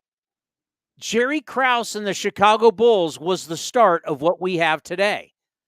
Front office people want to be somebody. Front office people want to be stars. They all read Moneyball. They all saw the movie. They want to be like Billy Bean. They want to be something. These guys could take their fancy degrees. Chaim Bloom, I don't even know. What did he graduate with? And where did he go to school? He graduated. Oh, he went to Yale. Shocker. Chaim Bloom went to Yale, and that's where he met his wife. She earned a BA in economics and international studies. What did he get? A bachelor's degree in Latin classics from Yale College. I just looked up Andrew Friedman. Andrew Friedman actually played baseball, and he went to Tulane, so he didn't even go to an Ivy League school. He went to school in the South. So Andrew Friedman, who used to run the Rays, actually played baseball, and then now you got Chaim Bloom, who got a degree in Latin studies. By the way, isn't that all the people who go, 9 out of 10 people don't have college debt or whatever the number is. And they're saying, oh, yeah, we got to relieve people of college debt. Yeah, because you got to relieve the guy who went to Yale and studied Latin classics. I mean, it just speaks to what the critics have to say about bailing out college debt. I went to Yale, took out a ton of money, and I'm in debt, but I got that Latin classics degree. Never mind. But isn't that rich? But anyway, Chaim Bloom can't go to Latin Classics and become a star. He can't become a household name and become somebody and make millions of dollars with his Latin Classics degree from Yale. You know where he can be? Baseball. That's where all these guys with their fancy Yale, Harvard, and all their degrees, they actually could make more money working in other places, but where can they be somebody? You only live once. People want to be somebody. People like being stars. People like being in the public eye. You're in the public eye as a general manager. You're in that public. You are somebody that's out there on television. People know who you are. This is Chaim Bloom's chance to be somebody. So, yeah, you don't think Chaim Bloom in Boston would rather let the big money guy, J.D. Martinez wants to opt out? Perfect. We got rid of Mookie Betts, gone. Xander Bogaerts opts out. In a perfect world, I let him go, and I replace it with all my ideas and how I want to mold the team and spread the money around. And so when the Red Sox win, I'm a genius. It's about me. Jerry Krause with the Chicago Bulls had no problem saying, I want Jordan to go. I got my 6 rings with Jordan. I got my 6 rings. Now Jordan leaves. I get all these draft picks. Remember what Jerry Krause, you remember that, Cody? What his idea was, I'll get all these draft picks, I'll rebuild, we'll win. And then it just wasn't all about Jordan. It was about me too. Yeah, that Tyson Chandler, Eddie Curry, all those guys they got in the first round never panned out for the Bulls. I mean, Tyson Chandler had a nice career later on, but yeah, it never worked out for Jerry Krause, and then they moved on from Jerry Krause. And Chaim Bloom wants to be the guy. You just heard the beat writer of the Red Sox. You know, there's a lot of people think that, you know, he wants to do that. Let's get a bunch of guys, and then I'm going to tell you how much money. You know, it's basically price per win. Let me just tell you, folks, this is the deal. And it's one of the reasons why Billy Beane is king. And now throw David Force in here for all these years. The A's have won a lot of games, not spending a lot of money. Their price per win is really it's historic. You look at all the wins. It's pretty good. Right? Rays, pretty good. That's what these guys want to be. It's like Dave Dombrowski wants to win World Series. A lot of these guys, yeah, the World Series is nice. I mean, Cody, this is crazy to say, but there's a lot of people who work in baseball in front offices that would secretly tell you, the World Series would be great and it's nice. But building this organization and my image, sustainability, price per win, that's what it really means. They can walk around and I win more games and spend less money than you. That's their badge of honor. And it's flat out wrong. But what am I saying? Are you going to tell me I'm wrong on that? Or would you, Cody, say, yeah, there's something to that? I would say there's something to that because look at the teams that always win the World Series, even fairly recently. Dodgers, top 5 payroll team. Braves, top 5 payroll team. The Astros were top 10. They were number 9 this year. But Philly was in the World Series. They were top 5 payroll team. Look at the teams that make it far, that made it far this year in the postseason. Padres, top 5. Mets were in the playoffs, but Padres, top 5. Yankees, top 5. Dodgers, all those, they're all top 5 payrolls. I couldn't think of the last time a team with a small payroll won the World Series. Just going back to think. But Florida, maybe in 2003. I mean, other than that, it was Boston. You had St. Louis in there. Oh, Kansas City. Kansas City was in there. But the Giants always had a big payroll. The teams that spend money win. And look at all those teams that won. They don't have GMs that are trying to shape it after me. They're shaping it after the team. They're putting the best product on the field. All right. How about the Giants? What have the Giants won since Brian Sabean left? Well, they'll tell you they won 107 games 2 years ago, but they lost in the first round to the Dodgers. So they've won anything. Yeah, I mean the regular that's why I love them to death. But that's why Eno is like the numbers people are so freaked out about the regular season versus the postseason, because the regular season their numbers and everything that they do matters so much. And then you get in the postseason. Well, this is where the glory is. And this is where the numbers people get kind of taken out of it. So the glory doesn't go to them. Right? There's not, the World Series MVP goes to Jeremy Pena. It doesn't go to the front office. The parade, it's got the players going down. The fans shower the players. The parade is all about the player, not about the front office. Regular season, the front office can control things. Postseason, it's a crapshoot. Oh, that's where the stars are. But that's where they don't get all the credit. And by the way, before we get to Ken Korach, I know we got a break to set him up. MLB Now starting the show, and you know how much I love MLB Now. I love Brian Kenny. But MLB Now starting their show, their first show after the World Series, their first show to break down the World Series was all about one thing: a pitching change. A pitching change. Should Zach Wheeler have been taken out? Alvarado comes in, 3-run bomb by Jordan. Breakdown, Jordan, righties versus lefties. He was consistent against both. Wheeler was dealing. The circumstances, you could say, well, Bo Porter was talking about the infield defense. Pena should have never got the base hit up the middle. If anything, you played up the middle, double play depth, would have been a double play. Wheeler. So there are all these, but the number one thing that the show that's supposedly the smartest show in baseball, right after the World Series, their number one topic, the essay that leads the show every day, was about a pitching change. That's a problem. If that's where you think highlighting our beautiful game, these great athletes, players from all over the world, people like to talk about diversity, the diversity that we have in our game. You want to talk about the greatness of baseball, bringing countries together, players together. It was our World Series. The Astros are a great team. What a ride, what a story about the Philadelphia Phillies. All that, the essence of baseball. What are they leading their show with? A pitching change. We all watch the Super Bowl. It's the most watched television program on the planet, let alone the United States of America. Every year is the Super Bowl. We all watch it. We have parties.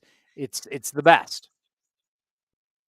The day after the Super Bowl, you think about, you're talking about like a pitching change. You're defining your entire season. You're defining the Super Bowl run by whatever team. Do you think the first thing they're talking about is like a pitching change? You think the NBA Finals, Warriors win? You're talking about a pitching change? Cody, I got to tell you, there's a problem. There is when the biggest story that MLB Now thinks the biggest story is about a pitching change to define a team, a World Series, a season. Let's talk about a pitching change. If that's where our game is, that's a problem, and that needs to change. Yeah, the crazy thing, too, is Wheeler was 0-2 in the World Series, an ERA over 5 and 10 innings pitched. And that's not good. So we're debating if we should have left him in or not. He wasn't pitching well. And Hembo had a good tweet before. No. Actually, you're wrong. Even Brian Kenny said it. The velocity was still there. He had struck out the last 2 batters of the 5th. His stuff was still the same. You had a guy that got hit on the elbow that didn't even Maldonado gets hit on the elbow and he didn't move. I mean, the circumstances, everybody disagreed with you. They said he shouldn't be taken out. But the fact, my point is, that's what we're talking about. Yeah. We're talking, that's what we're, and if Alvarado ends up getting out, we're not even talking. But the fact that that's what we're talking about is crazy. That's how the first show of the show that breaks down our sport, the whole World Series, the first thing we got to talk is a pitching change. It's not good. It's not good. Not good. You know what is good? Ken Korach. And we'll talk to him next right here on A's Cast Live. Oakland Athletics spring training is right around the corner, and you can be part of the excitement. Get your tickets now and plan ahead for a fun-filled trip to Mesa, Arizona this spring. Pack the sunscreen, bring your friends, pick up some ballpark classics, and watch your green and gold get ready for the regular season. Get your tickets today to see the Athletics take on the Giants, Padres, Cubs, Dodgers, and more. Tickets are on sale now at athletics.com/spring. That's athletics.com/spring. The Coliseum has gone by many names, but none better than the Last Dive Bar. Hi, everyone. Ken Korach here, and my friends at Last Dive Bar are helping us celebrate our longtime home. Last Dive Bar has the most unique merchandise for all Oakland baseball fans. T-shirts, sweatshirts, the Ray Fosse line, and my personal favorite, the lights have taken full effect. Visit their website at lastdivebar.com or follow them on social media at Last Dive Bar. All proceeds are invested back into the A's Community Fund and their affiliated charities. Go to lastdivebar.com. That's lastdivebar.com.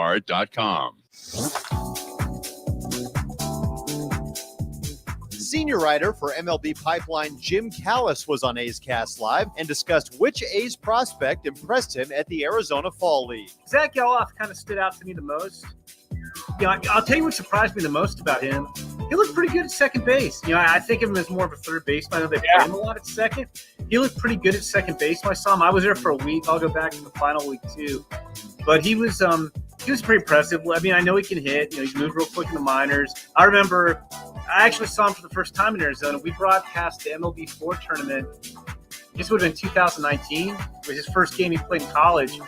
I remember watching him in BP thinking, I'd never heard of him. The way we split the draft in MLB, I have half the country, but I didn't have Zach Geloff, who's from New Jersey. So I didn't really know much about him. I'm like, man, this guy looks really good in BP. And then he hit 3 doubles in the game. But no, I think Zach Geloff, I think the question is he a guy who's a solid player versus a guy who's like a cornerstone you build a team around? He might be more of that solid regular than a, true star you build around. But he looked really good in Arizona. To listen to the full interview and much more, go to athletics.com/A'sCast.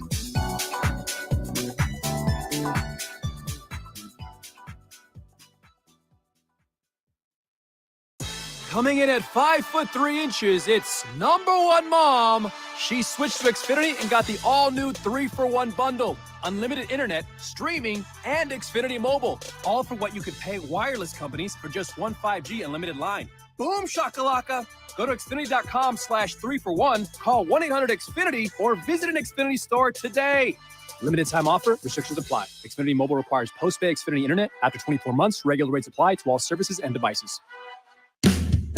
This is Chris Townsend for the Chicken Pie Shop of Walnut Creek. Great news! Our indoor dining is back, along with our beautiful patio dining. Come taste our world-famous chicken pie that has been served in Southern California for 83 years. The Chicken Pie Shop of Walnut Creek has one of the most dynamic menus, plus a full bar. Pot pies, gourmet burgers, sandwiches, salads, flatbreads, and more. Don't forget, we still do takeout and delivery. For all the information, go to chickenpieshopwc.com. That's chickenpieshopwc.com. Streaming from the East Bay, A's Cast Live continues with Chris Townsend. Well, one of the things that we will be doing throughout the off season is staying connected. It's the big deal. A's Cast and A's Cast Live have always been a big deal because it covers the A's and gives you A's coverage like the organization has never had before. But as I've always said, the problem in the past was from the last out to the first pitch of the next season, A's baseball went dark. You didn't hear anything. I mean, there would be random hot stove league shows that I tried to do, but no, that's what A's Cast Live and A's Cast give you is coverage 365, 24/7, so we never go away. You will have A's baseball throughout the year, so when you say, I want to hear some Ken Korach, I haven't heard Ken in weeks and months, well, that's not true because Ken Korach joins us on A's Cast Live throughout the offseason. How are you, my friend? That's quite a build up there, Townie. Thanks, man. How you doing? Well, that's what we try and tell people. It's like, we're very, as important as we are during the season, I think A's Cast and A's Cast Live are more important even in the off season. It just shows that our brand and who we are never goes away. It's something I've always felt really strongly about, Chris, even when we didn't have it. So I think it's all the more important to have it now and kind of embrace the fact that we have A's Talk all year round. Well, and the thing too now is we get to sit back, we get to take a deep breath, but now it's like time to go to work. It's about building the 2023 Oakland Athletics and how is this team going to compete on a daily basis. And this is kind of the fun thing about the offseason is you just start to see the moves that are made. You see what the other teams do. We now get to see how the whole thing's built. And we're having our first real offseason since 2019. No COVID, no lockout. It's very refreshing. General managers meetings are coming up too, right, Chris? So there'll be things to talk about before you know it. You'll have the winter meetings and a little hiatus for the holidays, but then things will kick in January, and that's when it's kind of a sprint until spring training starts, and it happens quickly, doesn't it? I got to think, what is it like when you enter the offices? Everybody's got to be like, oh, my God, the star is here. I mean, like when the big star rolls in out of nowhere, what is that like? I mean, they throwing rose petals? Is there red carpet? What happens? I'm bummed that the red carpet, maybe it was they were laundering the red carpet today or something, Chris. But no, it's kind of cool to be here in the A's Cast studios at the A's offices at Jack London Square. So I know you and the command have worked pretty hard to put all this together. So, yeah, it's fun being over here today. Had a couple of meetings here, and it's all good. What are you most looking forward to this offseason? Personally, or as far as the ball club is concerned? The ball club. You can give us personally. It's probably to shoot in the 60s, but I think that the offseason is always intriguing because you want to know what your ball club is going to look like next year. So I know the A's felt a little handcuffed last year, Chris, because of the lockout. And I know Billy and David talked about that maybe there might have been some moves that they had contemplated that they weren't able to come up with because of the freeze on transactions. So, I'm hopeful that the ball club improves and that perhaps there are some acquisitions they can make, Chris, that can help the club. And then that combined with the young players who we got a long look at this year, that they can take the next step. So the offseason, the hot stove is always a fun time. Yeah, I already started getting ready for it, and you start to look at, okay, we're not going to have to worry about free agents and all that kind of stuff. But the one thing that I think as of right now we can hang our hat on is that there's going to be a lot of pitching. There's going to be a lot of young pitching. There's going to be a lot of starting pitching. So would you agree for any type of excitement for 2023, that's where we start? Well, yeah, it's a good place to start. And they should be good from that standpoint, Chris. Those guys are all coming back. We would think they would all come back. And then I hope the bullpen guys come back healthy because by the end of the year, and I think in talking to Scott Emerson with, at least 3 or 4 of his main relievers finished the year on the IL, as you know, Chris. And he talked, a lot of it may have been more fatigue than really being seriously hurt. So my sense is those guys will come back and they'll be fine for spring training because they actually built a pretty good bullpen last year. I think they got a little tired at the end of the season, so the productivity diminished. And those guys, Jimenez and those guys, Sam Moll and Zach Jackson spent the end of the year on the IL. So my hope would be that they can come back healthy next year. So obviously you get a lot of time to speak with the manager. You travel with them. You talk to them every single series. Well, now that you've had time to think about it, what'd you think of the first year of Mark Kotsay? I thought he did a great job. It was a tough situation for him, as you know, Chris, and we've talked about it, that first of all, being a rookie manager is tough enough. And then you deal with how compressed the spring was because of the lockout. The delayed start to the season, that's tough. That was tough for even the veteran managers. And then you trade your big guns too during the spring, and guys are coming and going, and guys are landing at the airport, heading out to the ballpark in Mesa, and he's meeting a lot of these young guys for the first time after the trade. So I thought he handled that really well. And like I said, that would have been tough for any manager, even a veteran manager. And I think Mark and the coaching staff as well, Chris, and I mean this in the most positive way, that even at the end of the year when they had lost 100 games, you wouldn't have known it by the way they went about their business every day. So I think, and that was the most important thing and the most impressive thing, was that they kept their enthusiasm all year. And it was different from that standpoint because there was more teaching. It's so many young players.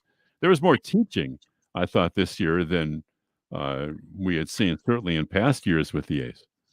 Yeah, so with that, we're going to do a test. You need right now to name all 64 players, and if you can name their numbers too, we'll give you $10 million. Exactly. I mean, right? great. And all of the guys that made their debuts and the rookies and first major league appearances, and there were some highlights. Langoliers got a double in his first major league at bat, right? And Texas, yeah. Yeah, homer to right center in his second big league game. So there were some highlights for sure. So, and like everybody, I think I was riveted. I thought the postseason was great. World Series was a lot of fun. Thrilled for Dusty. Not that I'm not sure that he needed it, but it certainly solidified his Hall of Fame candidacy. I'm sure you agree. So I was really, really happy for Dusty.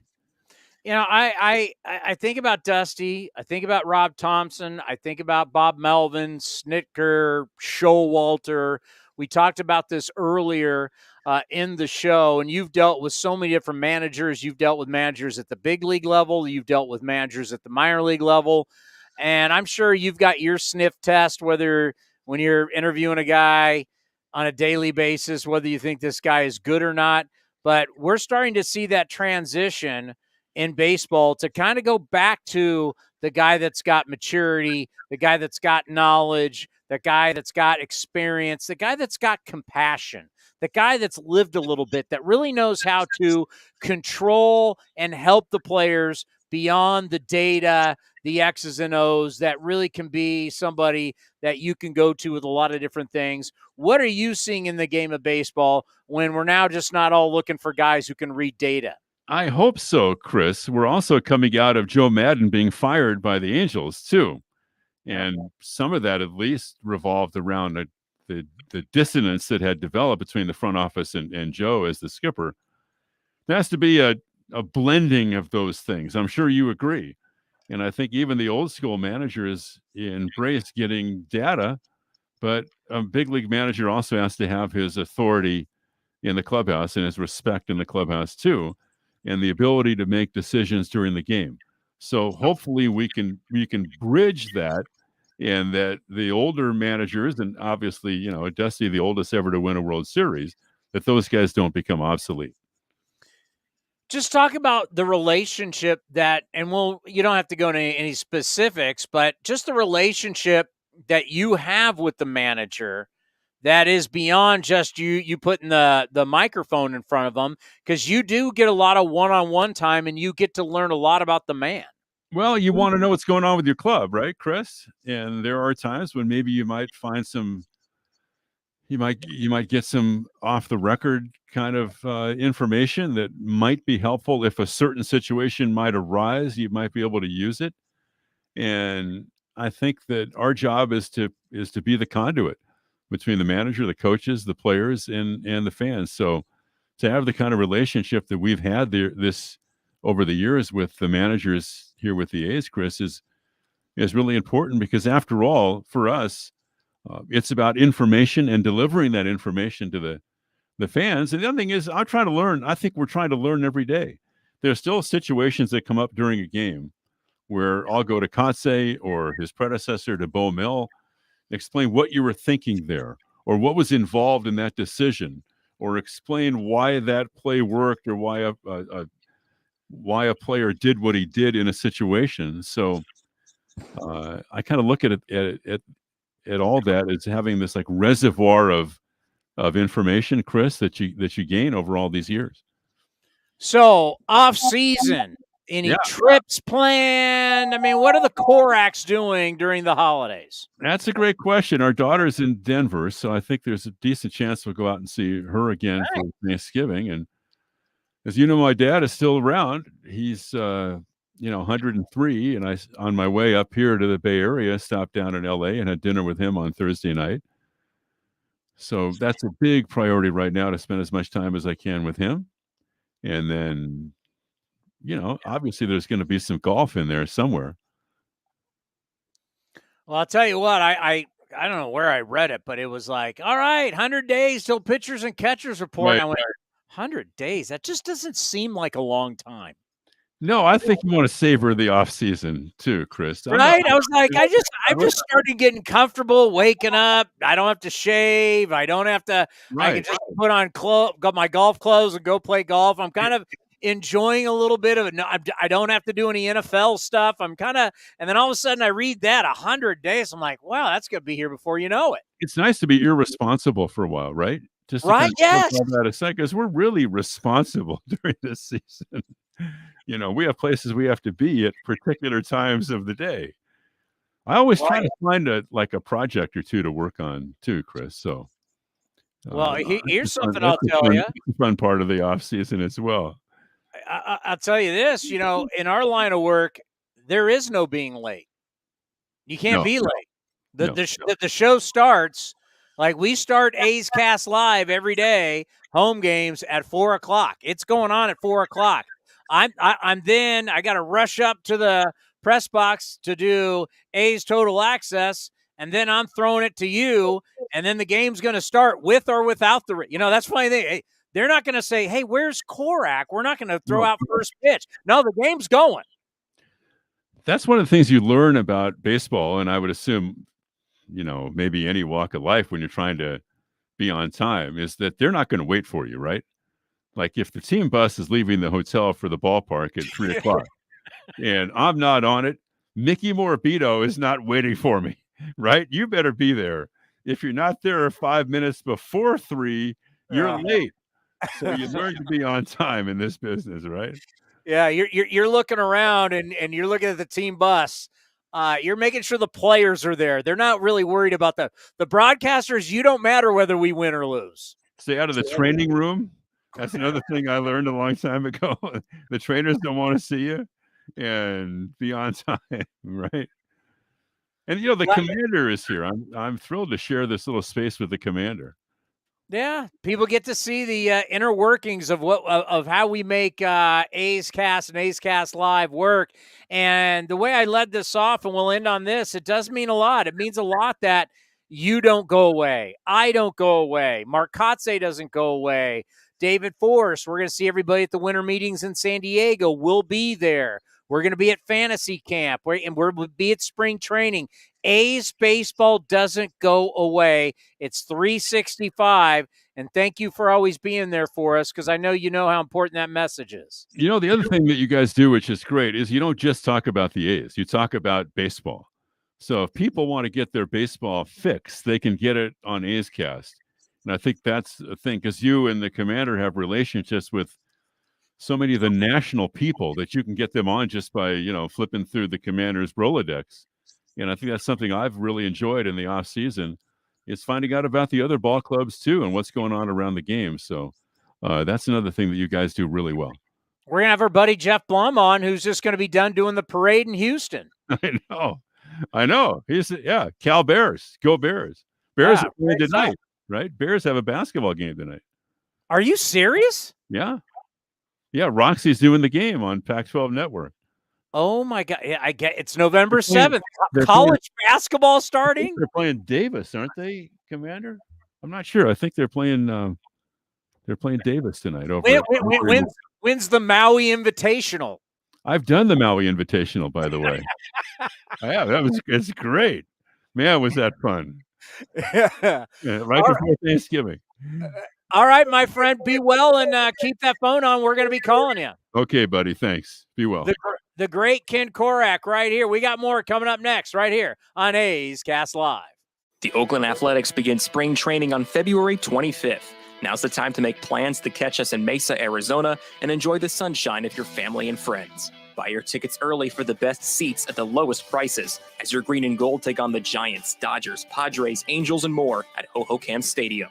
And Tony, it's a deep drive to right in the corner. Gritchick going back. He'll turn and watch it fly. Get your tickets at athletics.com/spring.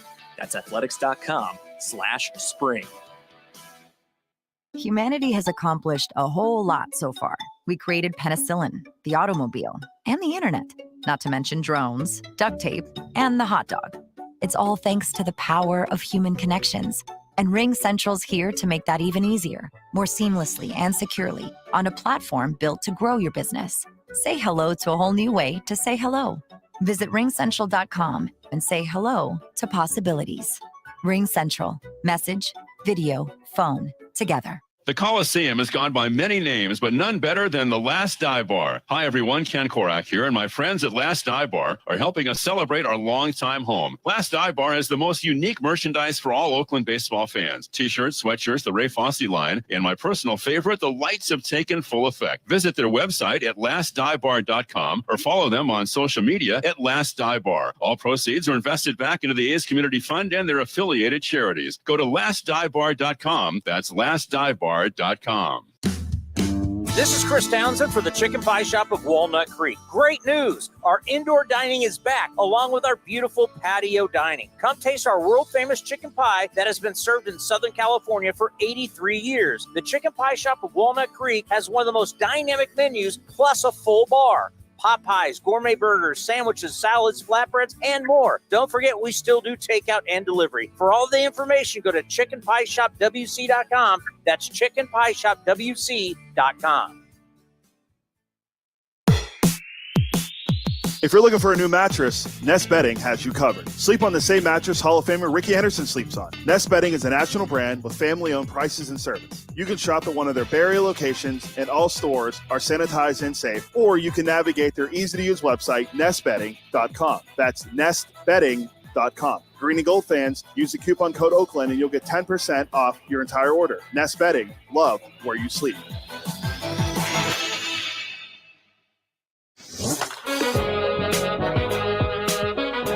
Big Murph, Sean Murphy stopped by A's Cast Live to talk about what Stephen Vogt has meant to his career. You know, Stephen sort of ushered me into my career. My first spring training, he was there. You know, he was the guy I looked up to. I followed him around. And he took me under his wing when he didn't have to, and he made time for me when he didn't have to. And it speaks to who he is as a person. He's just a tremendous person. I can't say enough good words about Stephen. He's a genuine person. He cares. He's sincere with everything he does and everything he says. And it's gonna be a tough day for everybody. To listen to the full interview and much more, go to athletics.com/A'sCast.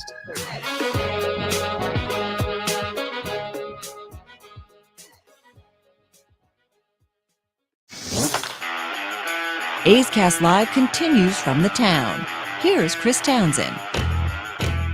And here comes all the off-season articles that we are going to be breaking down. Don't worry, you don't have to print them all out. They really are.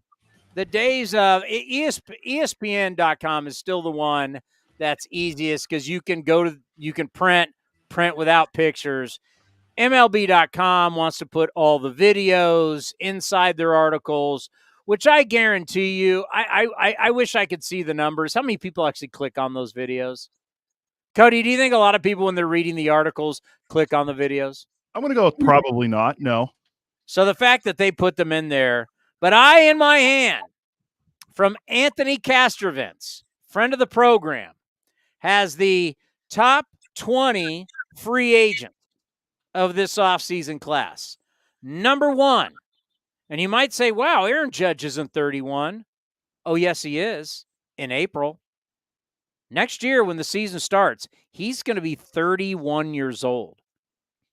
Does that change how you feel about him? No, I already told you I wouldn't buy stock. It's like your financial advisor. My financial advisor, I laid out the parameters. He's a baseball guy. He's a former Division II College World Series champion, my financial advisor, for Cal Poly. He said sell. Don't buy, sell. So the Yankees might be smart to say, oh, the Giants want to give him $400 million? Good luck. Number 2, you want to get older? Jacob deGrom, 35. Opted out of $32.5 million guaranteed. Jacob deGrom, Mr. 6 innings or less at 35 years old. You buying? I mean, he opted out of a $32.5 million option. On a small deal, yeah. I don't think he's going to get like a 6. Maybe he might. You know what? He might get a deal similar to Scherzer, the 3 for what was it, 130. Wait a minute, he's not going to be Nolan Ryan pitching until he's 46? I want to lean towards probably not, since he's going to be 35. But you'll get some good. Hopefully, this is me being an optimist, not a pessimist. Oh, this is an optimist. You're going to get some good 5-inning starts. You're going to get at least 2 good years out of him. 2? He's had a lot of years on the shelf for the last few years. 2? You get 2. 2 healthy years? If you sign him for 3, maybe the third one he misses like a couple starts.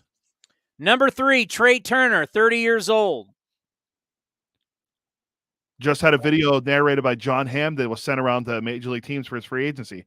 I like him. I think he might be. I think him and Correa are the top 2 shortstops on the market for sure. Correa is number 4 at 28 years old. No question about that. Xander Bogaerts, 30. I think he stays in Boston. Interesting. Here's one. Verlander, number 6. 25 guaranteed. He can opt out. He doesn't have to opt out yet. Just won another World Series with Houston. Houston keeps winning. They're not going anywhere. His goal is not money. His goal is 300 wins. Verlander at age 40, going to win his 3rd Cy Young. I think he stays in Houston. You're right, but if not, I think the Dodgers make a run for him. And you know who's a guy that could replace him? Well, we'll get to him probably. He's probably on the list, but I'll tell you who I think could replace Verlander in Houston. This is just me speculating. I think he would be a guy they could sign for less money. Yeah, Verlander could be wrong. Verlander's not going to – it's not about money. It's about who can help me win games to get to 300 wins. So if you're not a team that's projected, that's why LA and Houston are kind of like the 2 front runners. You know, because if LA loses Kershaw, you can step Verlander right in with basically money. Actually, I don't know what he's going to sign for, but it'll be comparable, right? And you can just flip them, and then you're saying, but Verlander's got to go where they're going to win. Like just saying, oh, Detroit's going to give me a boatload of money. No, you're not going to ever sniff 300 wins with Detroit. Dansby Swanson at 29 years old. Atlanta Braves. I think if the Braves leave, they have guys like Grisham and they had another second base. They had another young player come up for them. They can replace him, but I think he stays in Atlanta. But I do like him. Oh, you don't see him leave? They've signed everybody else. I mean, they haven't re-signed him yet. Maybe he tests the market, see what he could get, and maybe they offer the best money. But then again, Freddie Freeman left. So I guess anything's possible with Atlanta. No. And replaced by Matt Olson. Matt Olson. Number 8, Carlos Rodon. We knew that he would opt out. This guy could go anywhere. I mean, he's a left-handed free agent ready to rock. I mean, he could end up anywhere. Smells like a Yankee to me. I mean, could smell like a Ranger. Could smell like an Astro. Could smell like a White Sox. I mean, he could smell like anything. Oh, back to the White Sox. Interesting. I mean, he could. I mean, where couldn't he go? Yeah, there's Oakland, Tampa, Pittsburgh, Kansas City. Yeah, there's a few, but I mean, he could go anywhere. Cleveland. How about reunited and it feels so good? Bassey at age 34, Chris Bassett at number 9. He's the guy I think that the Astros could throw money at to replace Verlander if they want a guy that's going to be serviceable, who led the Mets rotation for part of the year when DeGrom and Scherzer were hurt. Bassett was really good. He pitched career in innings this year. 181 and 2/3 for him. I think he could be. I don't know. He just looks like a guy the Astros could buy. Now, does he want to play in Houston? If you want to win, why not? Yeah. Brandon Nimmo is a free agent at 30. I don't even know. Okay, I got the Japanese player, Kude Singa. That sounds about right.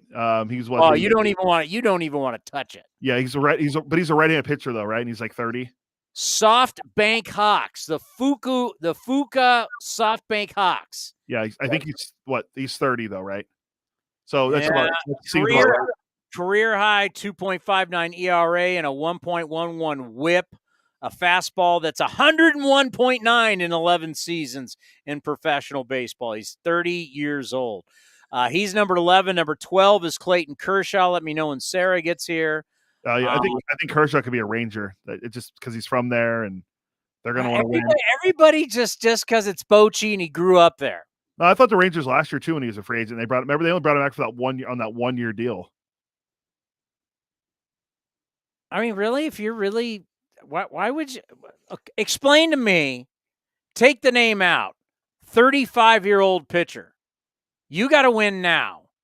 You want to make a commitment to because remember, Kershaw to the Dodgers is worth far more than Kershaw to the other 29 teams.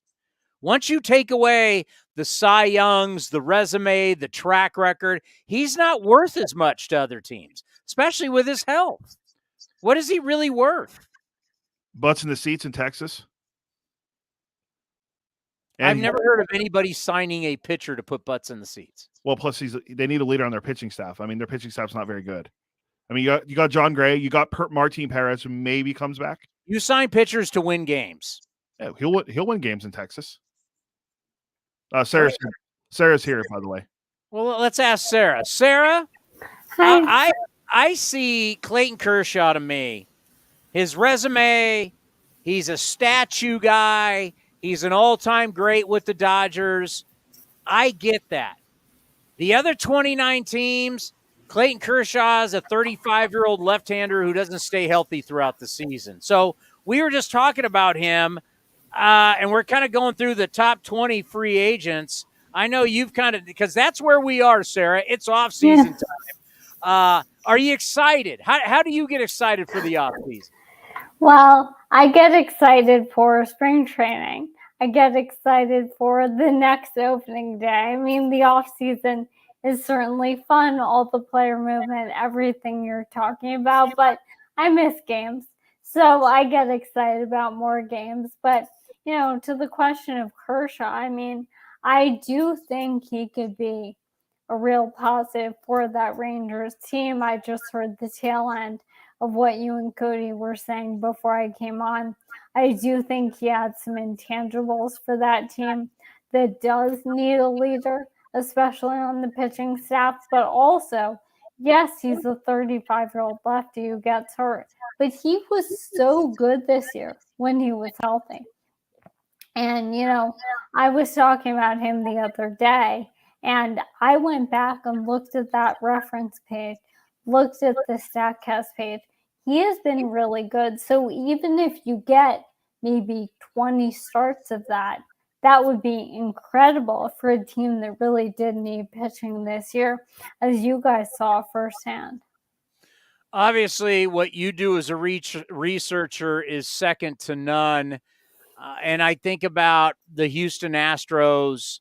There's always going to be a stain. It's inevitable. Same thing happened with the Patriots. The same thing's going to happen with the Astros. But it's hard to deny their greatness when you start looking at, 6 straight years in the ALCS, now 2 World Series titles. When you research them and you look at them historically, how do you view the Astros? I mean, just an incredible run. I think that aside from obviously everything you are referring to with 2017, I think they're an incredible testament to player development. And I think that is true no matter what happened with sign stealing or anything else. I mean, I go back to the Sports Illustrated cover predicting in 2014 they were going to win in 17. And yes, we know what went on. But we also know there is a ton of talent that was on that 2017 team. And regardless of how you feel about everything else, the talent is there. And then we saw that player development again on display this October. Carlos Correa, an all-star shortstop, walks for them. And who do they get but calling up Jeremy Pena, who was his protege, who wins the ALCS MVP and the World Series MVP, the second rookie to win both those awards in one postseason, the first guy to do it as a position player. Felt like he was at the heart of every play at a certain point. If it wasn't Yordan Alvarez hitting a monster home run, it was Jeremy Pena doing something.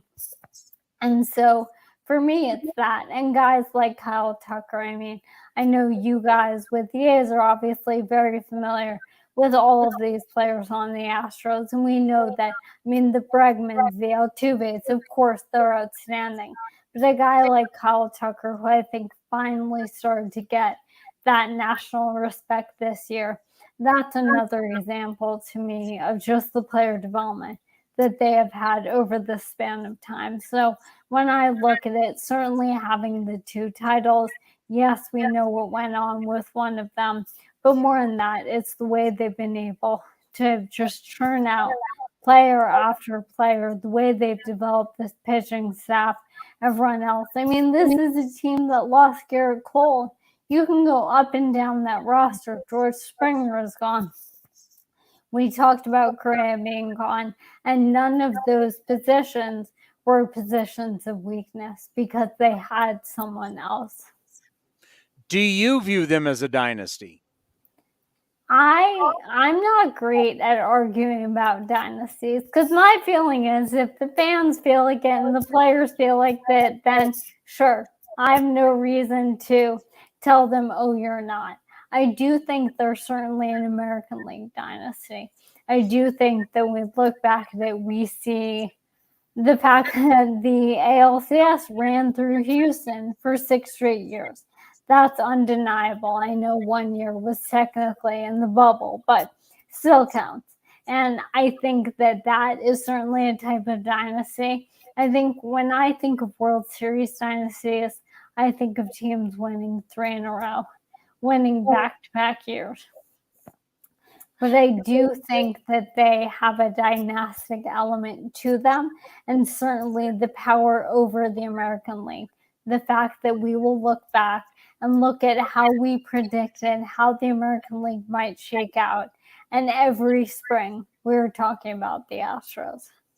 Yeah, it's so funny, watching the World Series, I kept having in my mind going, I can't forget that the Phillies were the 3rd place team, that it was about the Mets, who obviously you're so close to being there in New York, the Atlanta Braves, and then the Phillies. Now the Phillies are here in the World Series. They're representing the National League, but at some point we're going to get out of the postseason.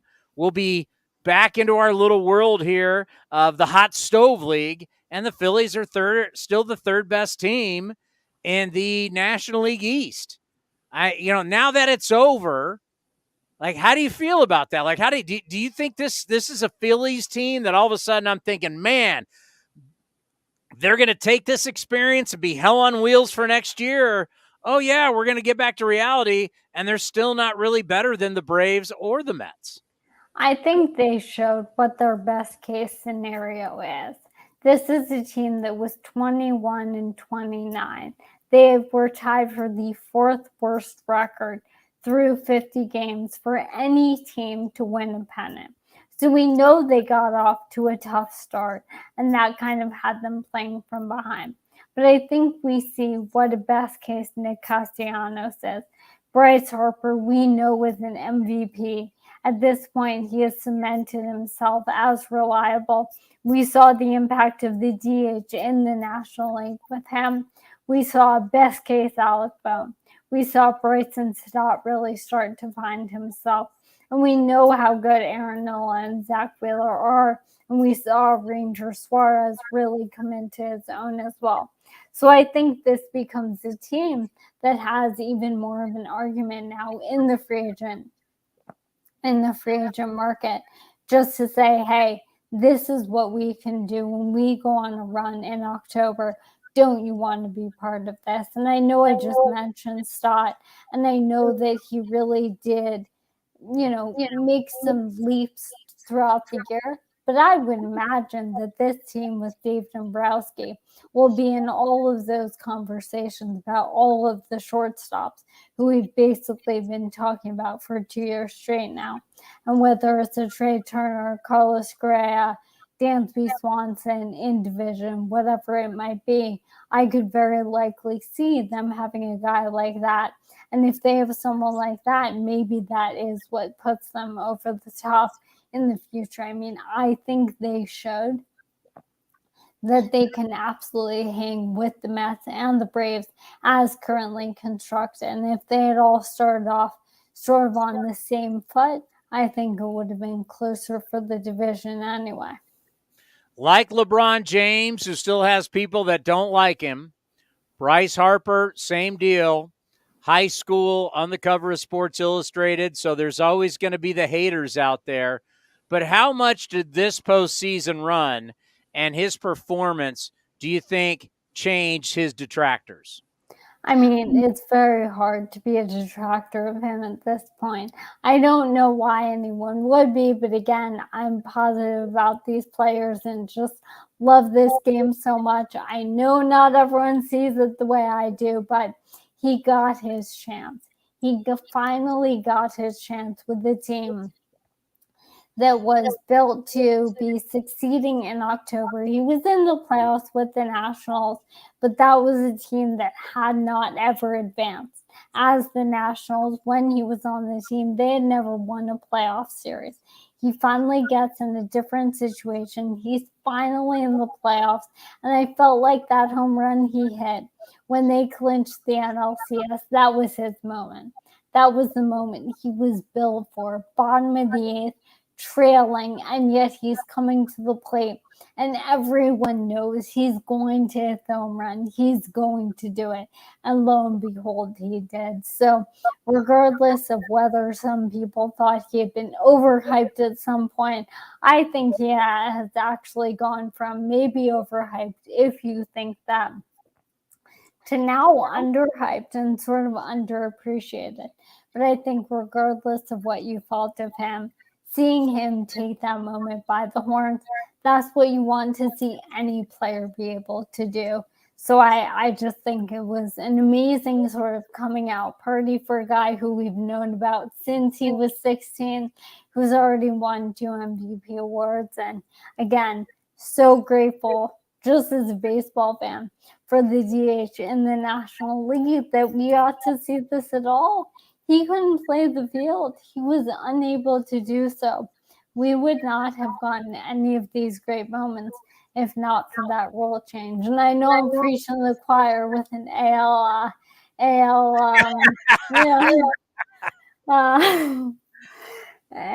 person like you, but I still want to say that. Well, speaking and staying in your National League, you National Leaguers, you senior circuit, you, in your hometown, this is the entertainment business, and the best entertainment right now is coming out of the bullpen. Timmy Trumpet for the Mets and a record deal. Edwin Diaz, how do you feel about that? I mean, first of all, I love seeing a player show that, dedication to the team. And that's nothing against guys who go out and see what they have on the open market. But, we don't see that many guys signed during this exclusive negotiating window these days. So when that came down yesterday, it was almost like the Mets get to talk to him first. Like you'd almost forgotten. But I mean, having grown up a Mets fan, obviously now I don't root, but bullpen has always been a very, very important part of this Mets team. And he has really been the first closer they could rely on in that way in a very long time. And as you said, it's the entertainment. He was really, really good. He was also something to be seen. They brought in Timmy Trumpet. They turn out the lights. They have foam trumpets. I mean, it's all part of the experience. So it's certainly very important for the team moving forward. I was on a show on SNY, which broadcast the Mets a couple weeks ago, were talking about what should be their first offseason priority. And I said Diaz, and it appears it was, since they got that done first. Obviously, that gives them time and budget, understanding to look ahead to bigger things, maybe an outfielder who plays in the same city or previously did. But regardless, it's a great deal. And, I know people look at, it's a record amount of money, the years, anything else. I think we often lose track of how much inflation happens with these deals. I mean, a couple of years ago, Roldis Chapman, Mark Lansing, Kenley Jansen were all getting record-breaking deals. These records get broken every year, so I don't think that it's an overpay. And if you get 3 outstanding years out of him, that is already exactly what they need. Yeah, the bottom line, Sarah, is this. They don't give that money unless they have it. Yes. And they have it. Uncle Steve's got a lot. We call him Uncle Steve, right? Sounds right. Right. And obviously, Steve Cohen's got it. I think they're going to be okay. Definitely. And I think, the whole conversation is Aaron Judge, right? Feels like that's the conversation in the Bay Area where you guys are with the Giants. I saw a quote from Pete Patilla, the new GM of the Giants, about how he was walking into Phil's coffee and someone pulled him aside and said, "Hey, are we getting Judge?" Yeah. And I thought that was the funniest thing. But, I know a lot of Mets fans around here who are also hoping that Aaron Judge is in a Mets uniform. And, of course, there's also the fact that he was on the Yankees. The Yankees are the team that tends to sign guys like this. So we'll see what Uncle Steve has in store, but it's an interesting offseason to be sure. That's the thing, and let's end on this. That's the thing that I've always said. Like, anybody can pop off outside of New York and be like, we're going to spend more money.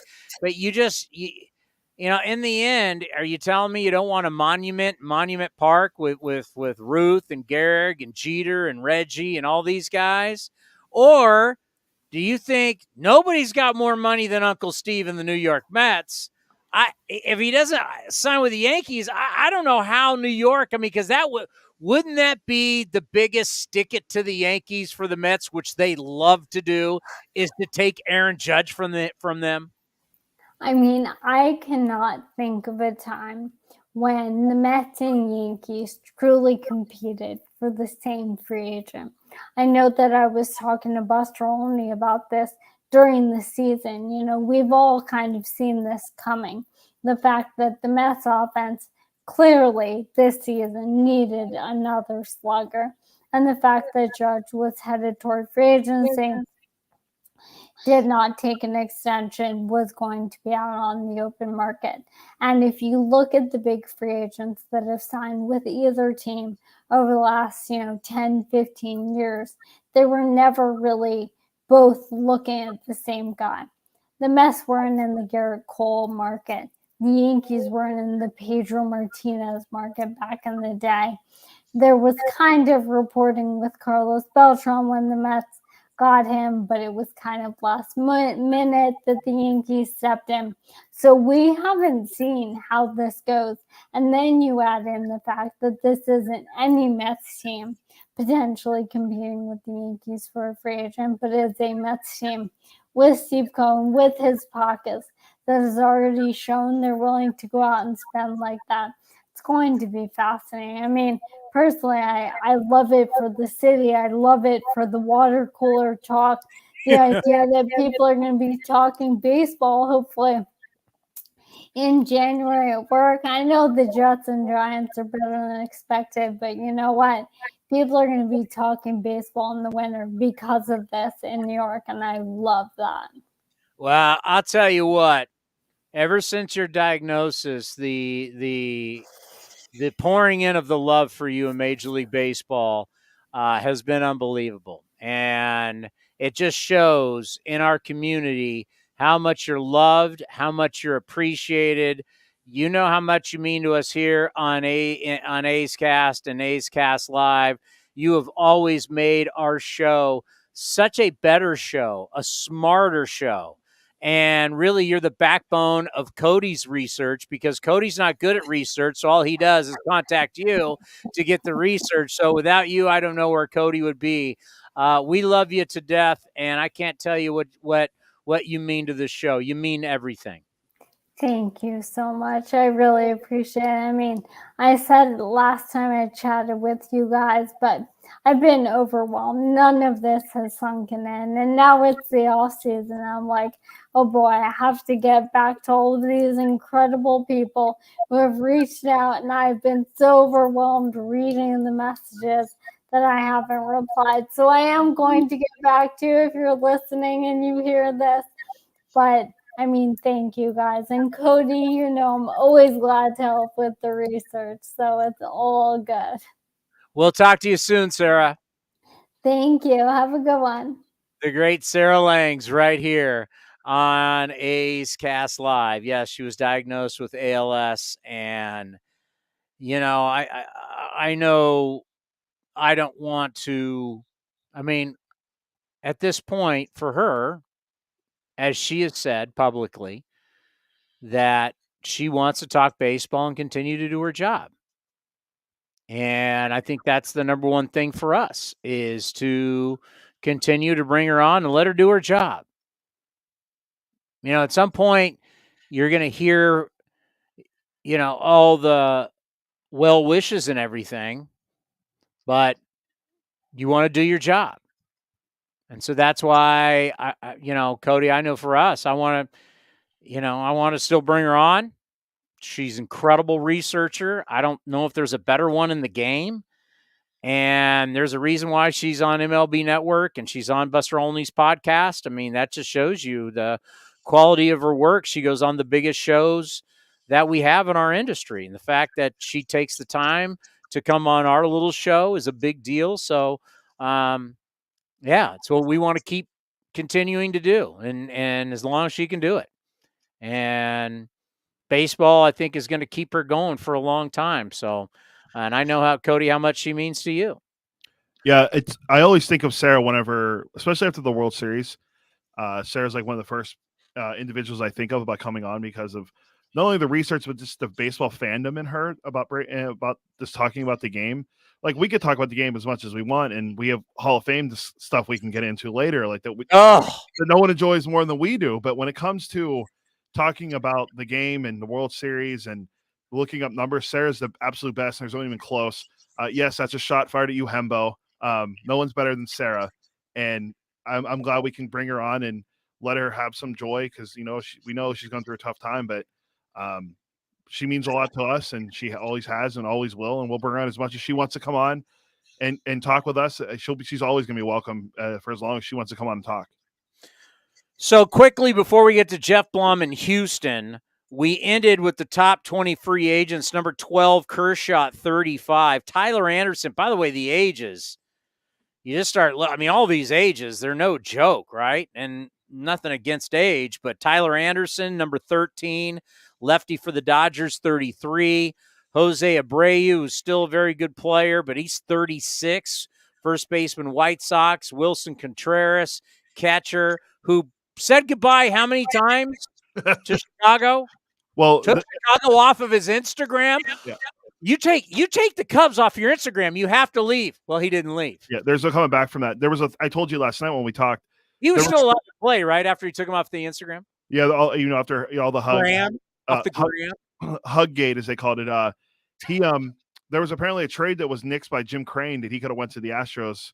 I only saw the headline. I didn't click on it because I'm like anyone else. I run with the headline because I believe everything that's on the internet. Martin Perez, 32. Maybe he comes back to the Rangers. Josh Bell, wow, he did not. That was a bad look when he went to San Diego. He was terrible after being with the Nats. He's 30. Nathan Eovaldi's 33. He's had, what's he got, like 10 Tommy John surgeries? What was that thing LeBron said? Not 5, not 6, not 7. Nathan Eovaldi is 33, but he seems a lot older. That arm's a lot older. Yeah. I mean, he still throws incredibly hard, but how long until he might have to have another one? And the reason why he got the contract with the Red Sox was because of what he did in a losing effort in the World Series, where he went all those innings and extra innings. It was incredible. But, Nathan Eovaldi. Anthony Rizzo, 33. He hasn't officially opted out yet, but the rumor is that a lot of people think people in the know think he will. But I mean, he turned into your typical what Yankee baseball has become: home run or nothing. And there was a whole lot of nothing when he didn't hit home runs. He had a strong June. Yeah. He was hitting a ton of bombs in June, but he was hitting like 212. It was like great. He had 32. Was it 32 home runs? I think he hit 32 or 33. Yes, because remember in June, didn't the Yankees hit like 50-something home runs in the month of June? Oh, yeah. It was when the A's were there at the end of June, they hit 55. They set the record for most home runs in June. Yeah, so I forgot it doesn't say Rizzo had 32 home runs. Correct. 32 is what he ended up finishing with. All right, and number 20, another Pirate that got away, James Taillon, will be rounding out your top 20 at age 31. Yankees right-handed pitcher. We got a bunch on the honorable mention, including our old friend Elvis Andrus is on there. A couple Giants, Brandon Belt, Evan Longoria. Longoria's got a $13 million club option. Good chance they will opt out of that. Joey Gallo is on there. Jock Peterson of the Giants. Sean Manaea was released today, or I don't know if I think it was just a free agent. The interesting one with San Diego is Robert Sean Manaea back with the green and gold right here. I remember we talked about that last week. Robert Suarez, the reliever that's 31, elected free agency. Someone's gonna sign him and give him a lot of money. I don't know if you saw this before we get to Blummer. December 6th, when we're in San Diego, the MLB draft lottery. So we'll be there when it happens. So we can. That matters. It now matters for us. 16.5% chance with the Nats, and the Pirates all to get the first pick. We'll see December 6th in San Diego. I love it. Coming up next, we head to Houston. Geoff Blum, boots on the ground. The championship, the parade, all next. I know. It's just we'll do it one time. We're just doing it one time. That's it. We got to honor the world champs. We got to do it next. The Coliseum has gone by many names, but none better than the Last Dive Bar. Hi, everyone. Ken Korach here, and my friends at Last Dive Bar are helping us celebrate our longtime home. Last Dive Bar has the most unique merchandise for all Oakland baseball fans. T-shirts, sweatshirts, the Ray Fosse line, and my personal favorite, the lights have taken full effect. Visit their website at lastdivebar.com or follow them on social media at Last Dive Bar. All proceeds are invested back into the A's Community Fund and their affiliated charities. Go to lastdivebar.com. That's lastdivebar.com. Oakland Athletics spring training is right around the corner, and you can be part of the excitement. Get your tickets now and plan ahead for a fun-filled trip to Mesa, Arizona this spring. Pack the sunscreen, bring your friends, pick up some ballpark classics, and watch your green and gold get ready for the regular season. Get your tickets today to see the Athletics take on the Giants, Padres, Cubs, Dodgers, and more. Tickets are on sale now at athletics.com/spring. That's athletics.com/spring. Hitting the road with the family. On your way to nonstop adventures. No worries ahead, because you know you can stop at a Chevron station along the way. Get fuel for your car, fuel for your crew. That's Chevron with Techron for unbeatable mileage and snacks for all. Coffee for mom, chips for the kids, cold drinks for dad. You know, for the road ahead. Toss in some laughs, out-of-tune singing, and a zillion "Are we there yet?" And you just made lifelong family memories. Chevron, together ahead.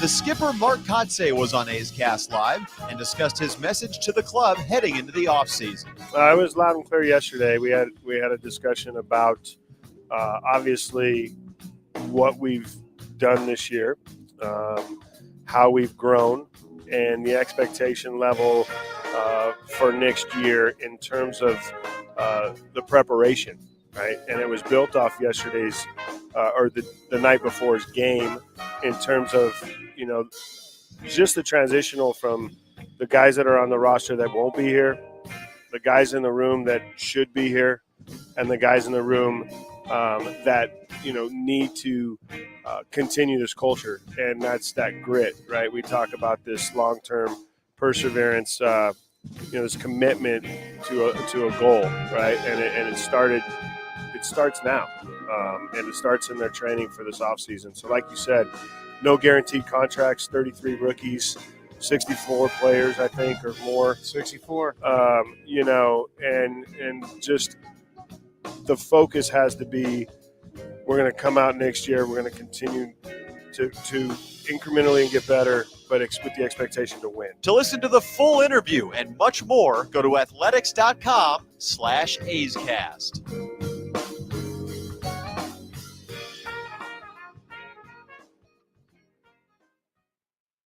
Coming in at 5'3", it's number one mom. She switched to Xfinity and got the all-new 3-for-1 bundle. Unlimited internet, streaming, and Xfinity Mobile. All for what you could pay wireless companies for just one 5G unlimited line. Boom shakalaka. Go to Xfinity.com/3-for-1, call 1-800-XFINITY, or visit an Xfinity store today. Limited time offer. Restrictions apply. Xfinity Mobile requires post-pay Xfinity internet. After 24 months, regular rates apply to all services and devices. Unlock offers and receive exclusive in-game features by downloading the MLB Ballpark app for iPhone and Android today. Plus, get the latest information on game times, schedules, and more. When Northern California businesses need some pop in their lineup, they call the bank rooted in the East Bay. Mechanics Bank. Since 1905, Mechanics Bank has been helping Bay Area and Northern California businesses find success and perform at the top of their game. See how they can make a difference in your business today. Call or stop by your local branch or visit mechanicsbank.com. Mechanics Bank, the official East Bay bank of the Oakland A's. Member FDIC and equal housing lender. Like sports, business is about winning. Championship decisions are business decisions based on what it takes to help your company win. And that's why there's UBO Business Services, specializing in helping you win every day by streamlining workflows, managing documents, and providing the best-in-class office technology. Make your championship decision with UBO Business Services. Visit them at ubeo.com. That's ubeo.com.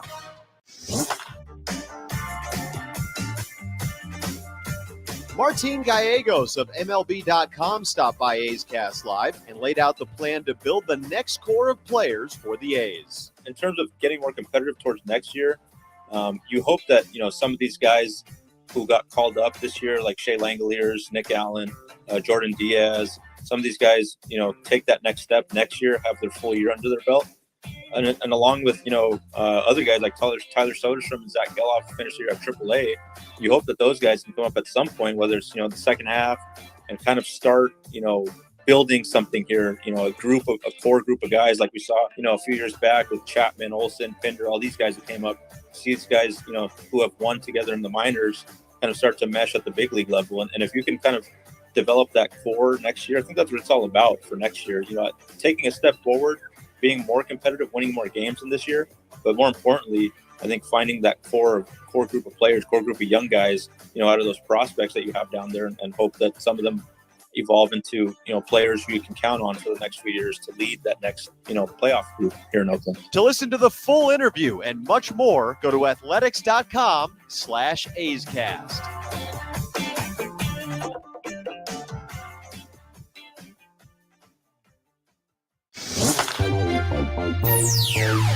Streaming from the East Bay, A's Cast Live continues with Chris Townsend.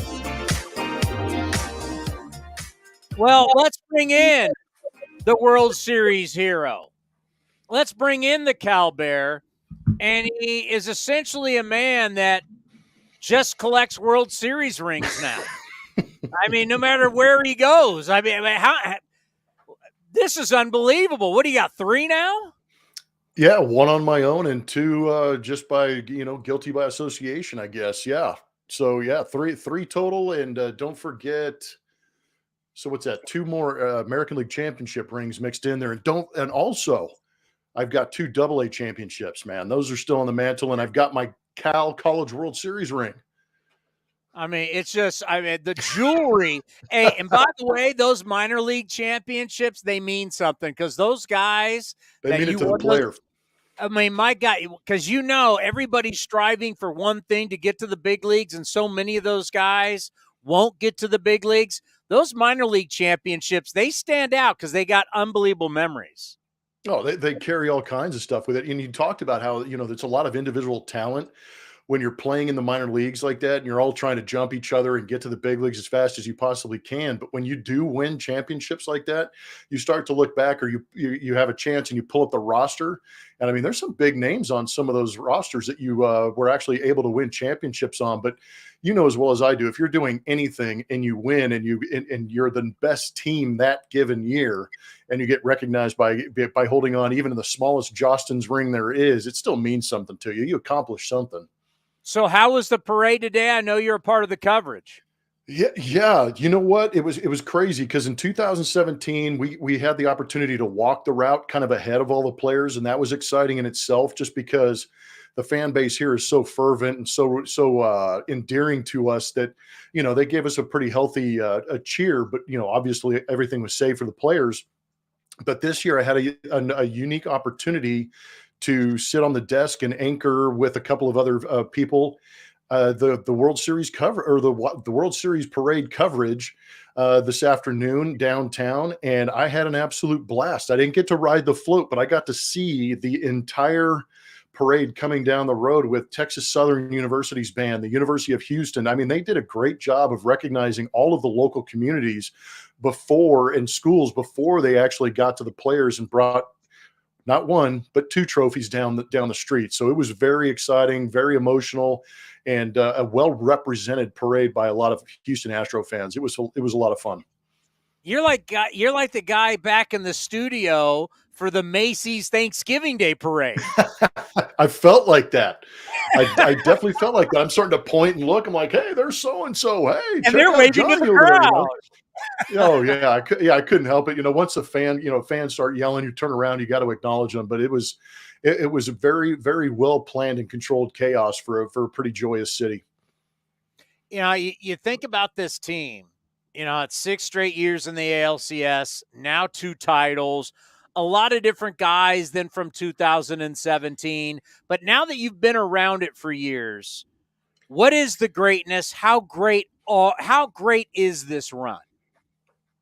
I appreciate you saying that, because I know that outside of the Houston Astros organization and, outside this southeastern pocket of Texas, it's kind of hard for people to try to respect and understand what's going on. But the best way to do it is do it exactly what you just said is, since moving to the American League in 2013, which is 10 years ago, they have gone to 6 American League Championship Series. And to put that in baseball terms, if you're getting on base at 60% of the time, that's a pretty damn good clip.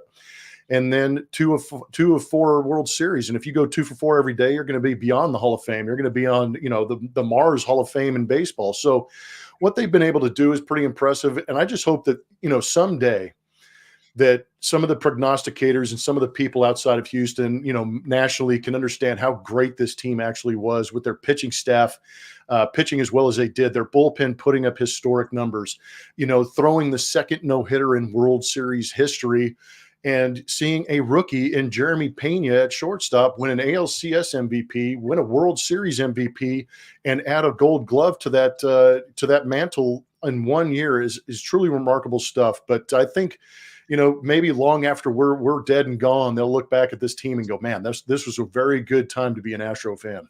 Oh yeah, I hate it. I mean, I admit it, I hate, but I get it too. I totally get it. Totally, right? It's like the Patriots, right? I mean, the Patriots, there's a stain on the Patriots, but they're still the Patriots. You have to respect it. And what the Astros have done, and really with this team, I mean, 2017 was quite a while ago. I mean, and we're in 2022, for God's sakes. And the majority of these guys weren't on that team, weren't a part of it. I mean, there are some who are, but you got to really give the front office is different. There's a lot. Dusty's different.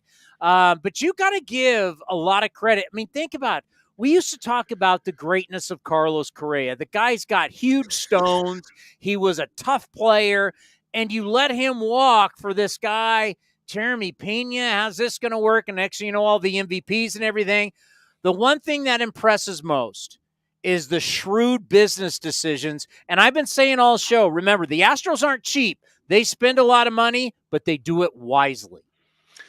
No, you nailed it with that. Jim Crane takes a lot of criticism across the board. He obviously you get to a point in your life and in your career to when you get to that status where you're able to own a baseball team, and of course the scrutiny is going to be a little bit greater. But at the same time, you're right. There is a certain shrewdness to it where he played baseball in college, had shoulder problems, wasn't able to make it as a player. Who knows if he would have? But the fact is, he still loves the game, still understands it. He's in on meetings, and obviously has the very last word on contracts and who they're going to bring in and who they're going to keep or who he's going to pay.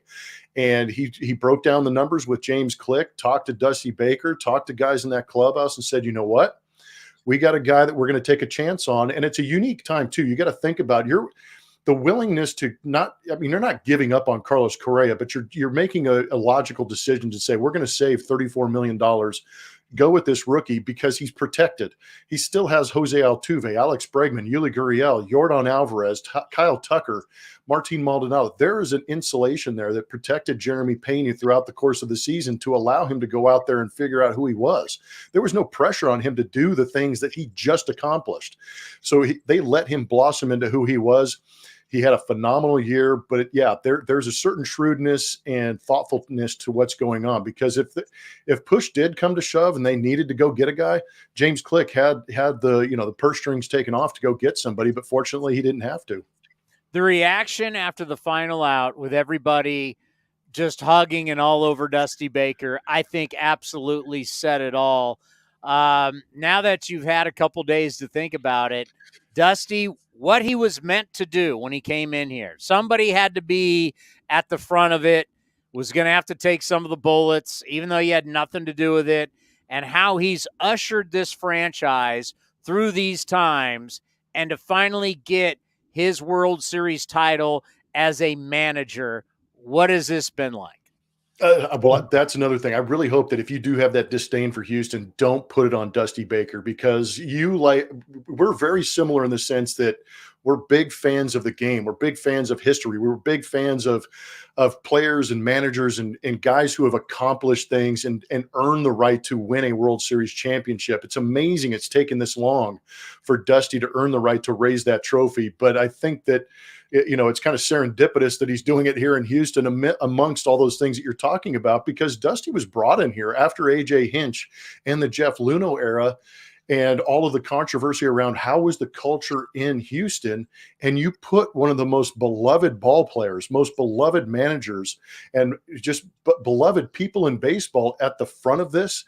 And it allowed him to go out there and kind of deflect a lot of the negativity and protect all those guys that were behind him.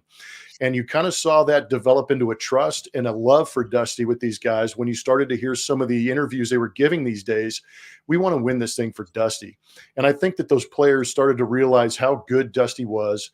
They understood that he was doing a good job of deflecting some of the negativity and the hate that was coming their way, because he is so graceful at how he handles himself. And then you say he's got 2,000 plus wins and he doesn't have a World Series championship. Let's go get him one. And now he's able to hoist the trophy. And I'm sure that when he gets done doing all the media rounds and getting all the love and glory that he deserves, he gets a chance to sit down and start writing that Hall of Fame speech. And that is probably one of the more anticipated speeches for me. Just being around Dusty for the last 3 years and understanding what he means to the game and what he's done for the city of Houston is going to be a lot of fun to hear about, because he's got some stories to tell. When you think about Verlander, he can opt out. The money to me doesn't matter. I mean, he's already got so much money. His wife's got more money than him. Money's not a problem here. The thing for him is he wants to be that last guy to get to 300 wins. Yeah. And the only way you're going to do it is you've got to be on it's like Houston, LA, New York. Like, other than that, I don't know who you can really say, okay, who's winning 95 games a year and can help me win close to 20 games every year to get me that.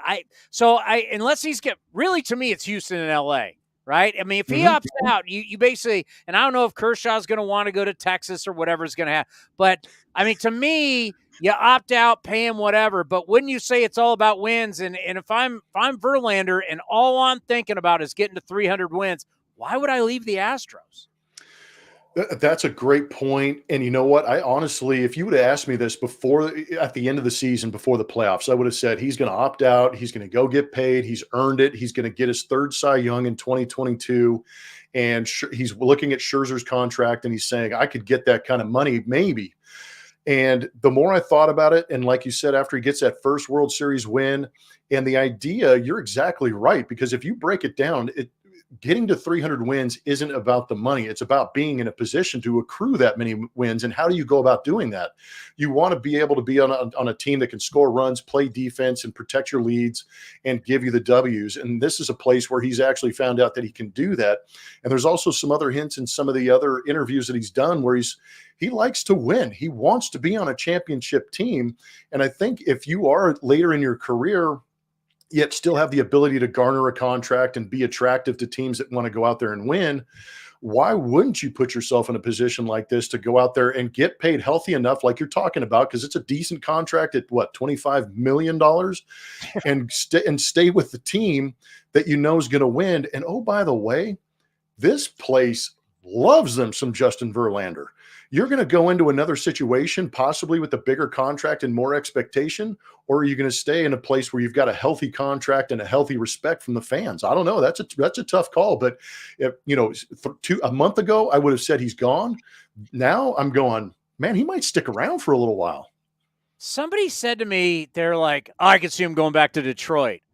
Okay, that's fine. You can go back to Detroit, but if you want to get to 300 wins, you got a better chance of seeing Jesus than you do 300 wins if you're going back to Detroit. So you want to get to this 300 win mark. I got one of two places. It's called Houston or LA. I think he'd be, if he wants to get to 300 wins, which I think in the end is the goal, Houston will pay him handsomely. He should stay, no question. When you think about question marks for Houston in the offseason, what are some questions you see for this ball club in the offseason? Well, you've got Yuli Gurriel's contracts up.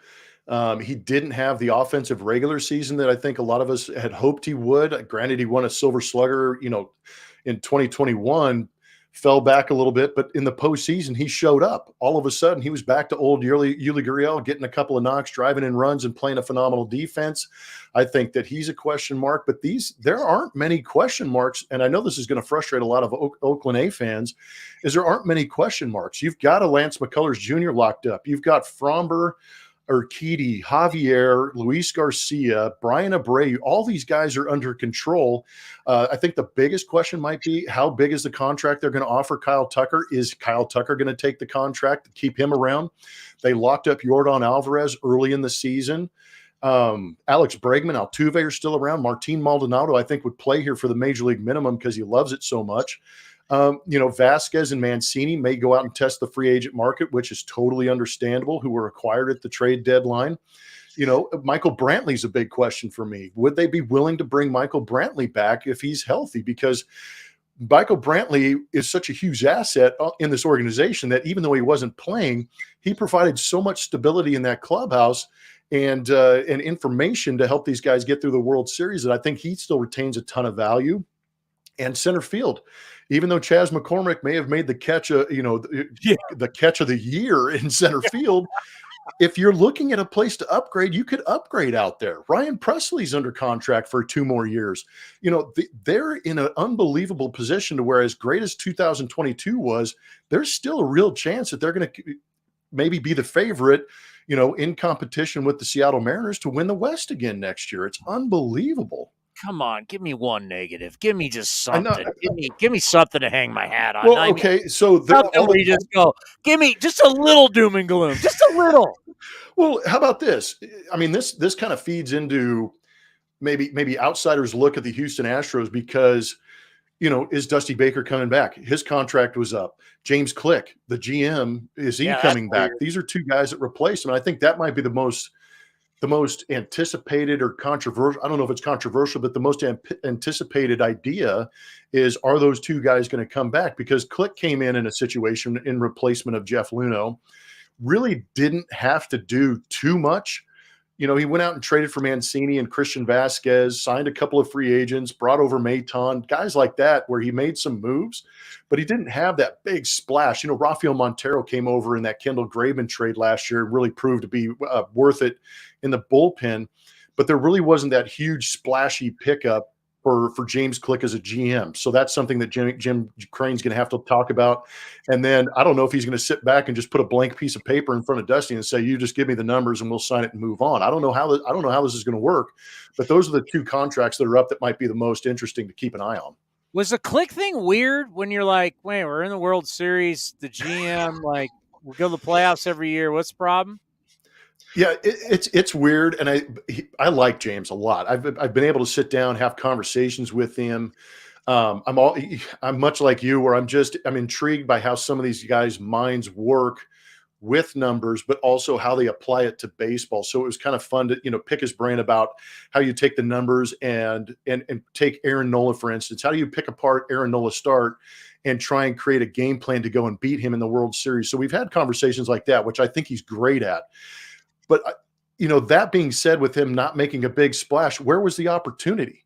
This team won the World Series by maintaining. Maybe you give them a little bit of credit for pulling back on a little bit and saying, hey, we've got enough to go out there. Maybe that's how it happens. But it is kind of interesting. And I would imagine sitting there answering questions about a World Series team that you've been a part of for the last 3 years and really didn't draft, develop, or bring in too many guys to say that you left your handprint on this team would probably be an interesting conversation.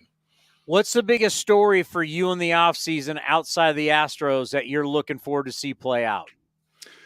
I think even though the Astros won the World Series, I think the National League is ahead of the American League. So I'm kind of curious to see where that balance comes back. Yeah, I think the Braves are dominant. They underplayed. I don't know if the time off gave them a little bit of inconsistency. The National League East with the Mets, Steve Cohen's going to go bonkers. I don't know what he's going to do next to try and bring more guys into that organization. How about Aaron Judge? Well, that gets me to the point. I was going to bring up the Yankees. The way that Aaron Judge's tenure so far ended in New York. And then, I'm still in tune with, my left coast people out there in Northern California and along the West Coast. Knowing he's a Fresno State Bulldog and going into an environment where he would be beloved instead of booed after hitting 62 home runs. The Giants, if he ended up in San Francisco and we talking about 4 or 5 months, I would not be shocked at all. I know.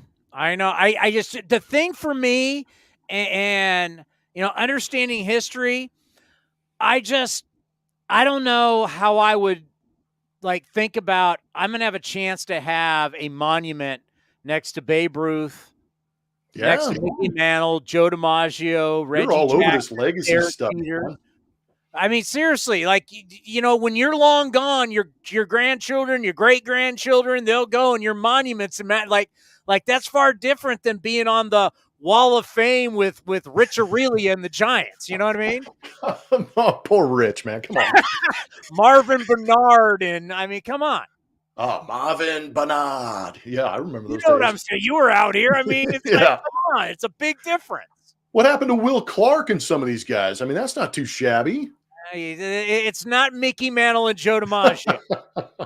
True. Very true. And that ballpark in New York is obviously a little more conducive to the mega power that Aaron Judge provides, but he's going to make him open up that bank vault and get deep in it. By the way, your left shoulder, is the Cal jersey still up? Oh, yeah. Yeah, get that Astro stuff out of here. Let's see the Cal stuff. Sorry. There we go. There we go. Yeah, there we go. Yeah, the old blue and gold. You know what? Make my fan base love you again. I know. I got to come back in good graces. Yeah, I'd put that thing on, but I would need like a pair of scissors and gauze to get that thing off, man, or Vaseline or something.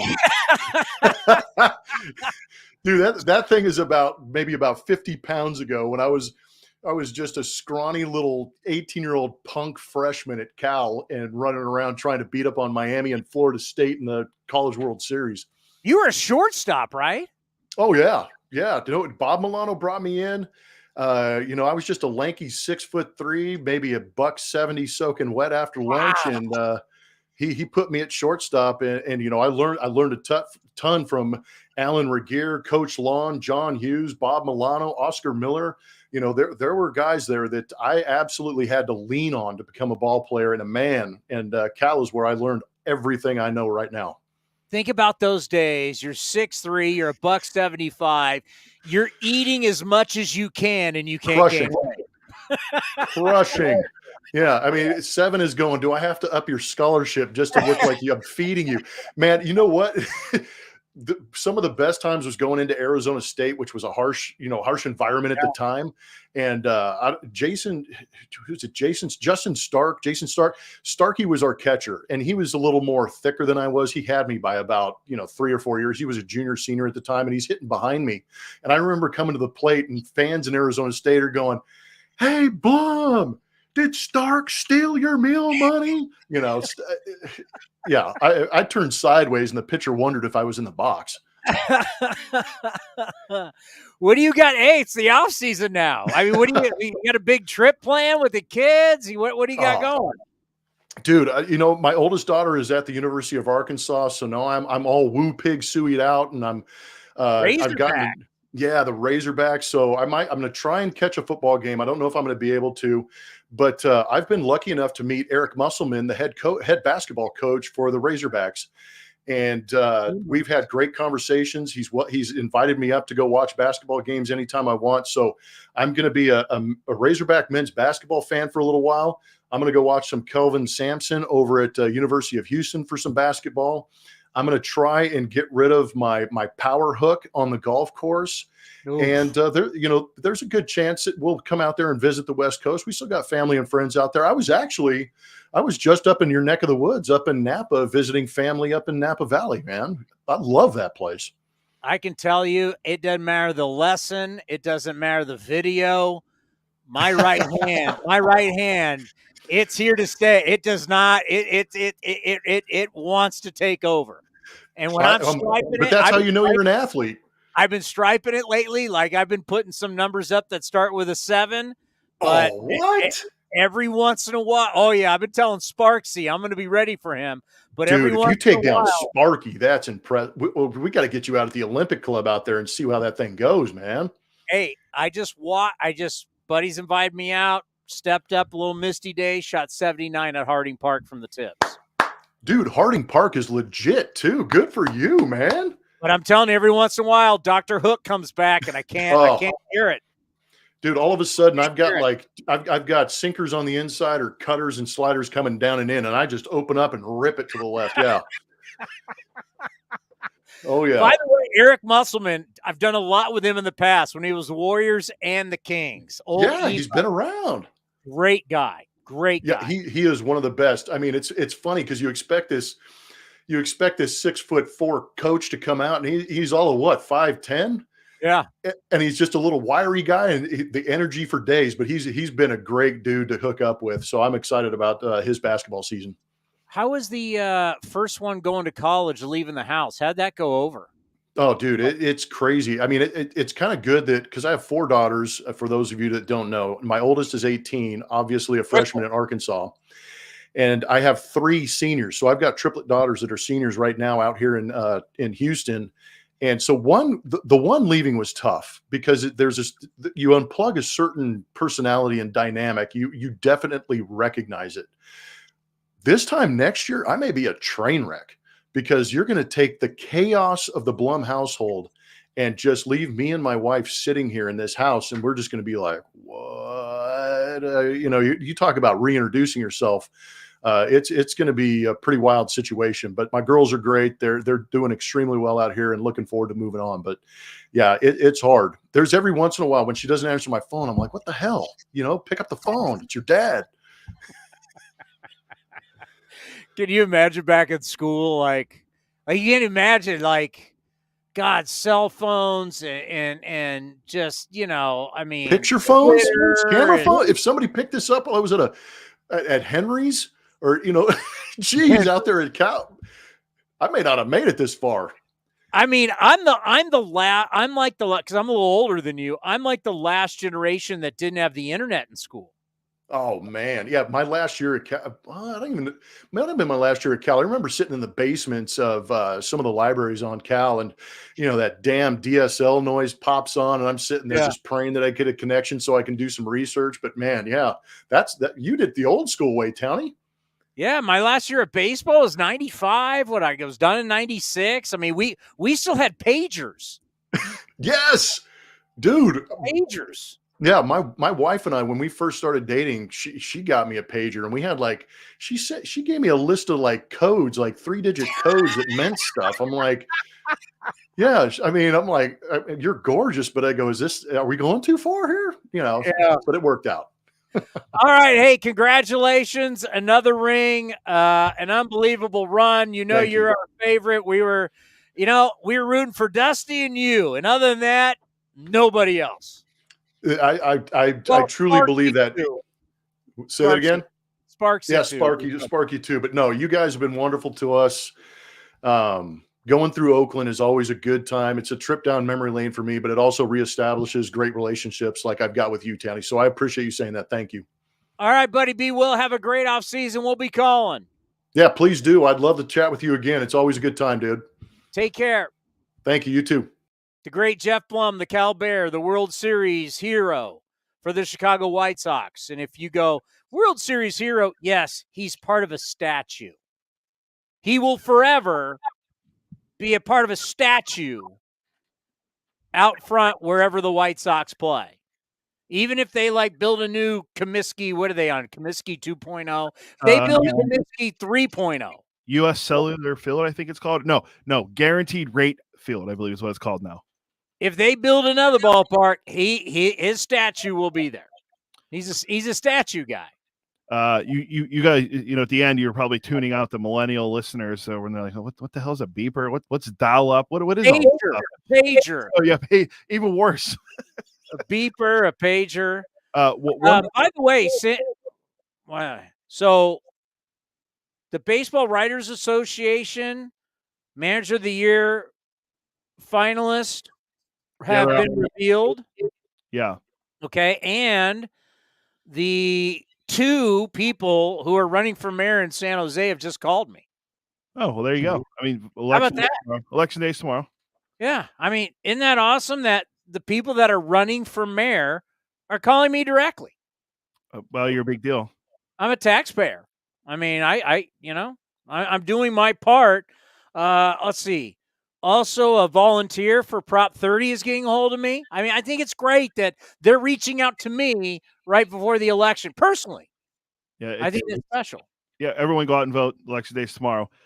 Besides the managerial manager of the year candidates, Sam Blum, who covers the Angels for The Athletic, tweeted us about it a little less than 40 minutes ago. Perry Manassian said that Shohei Ohtani will, and I put this in all caps while I talk, not be traded this offseason. Oh, can I translate that? We're going to trade Shohei Ohtani this offseason. No. Can I translate that? Go ahead. You ready?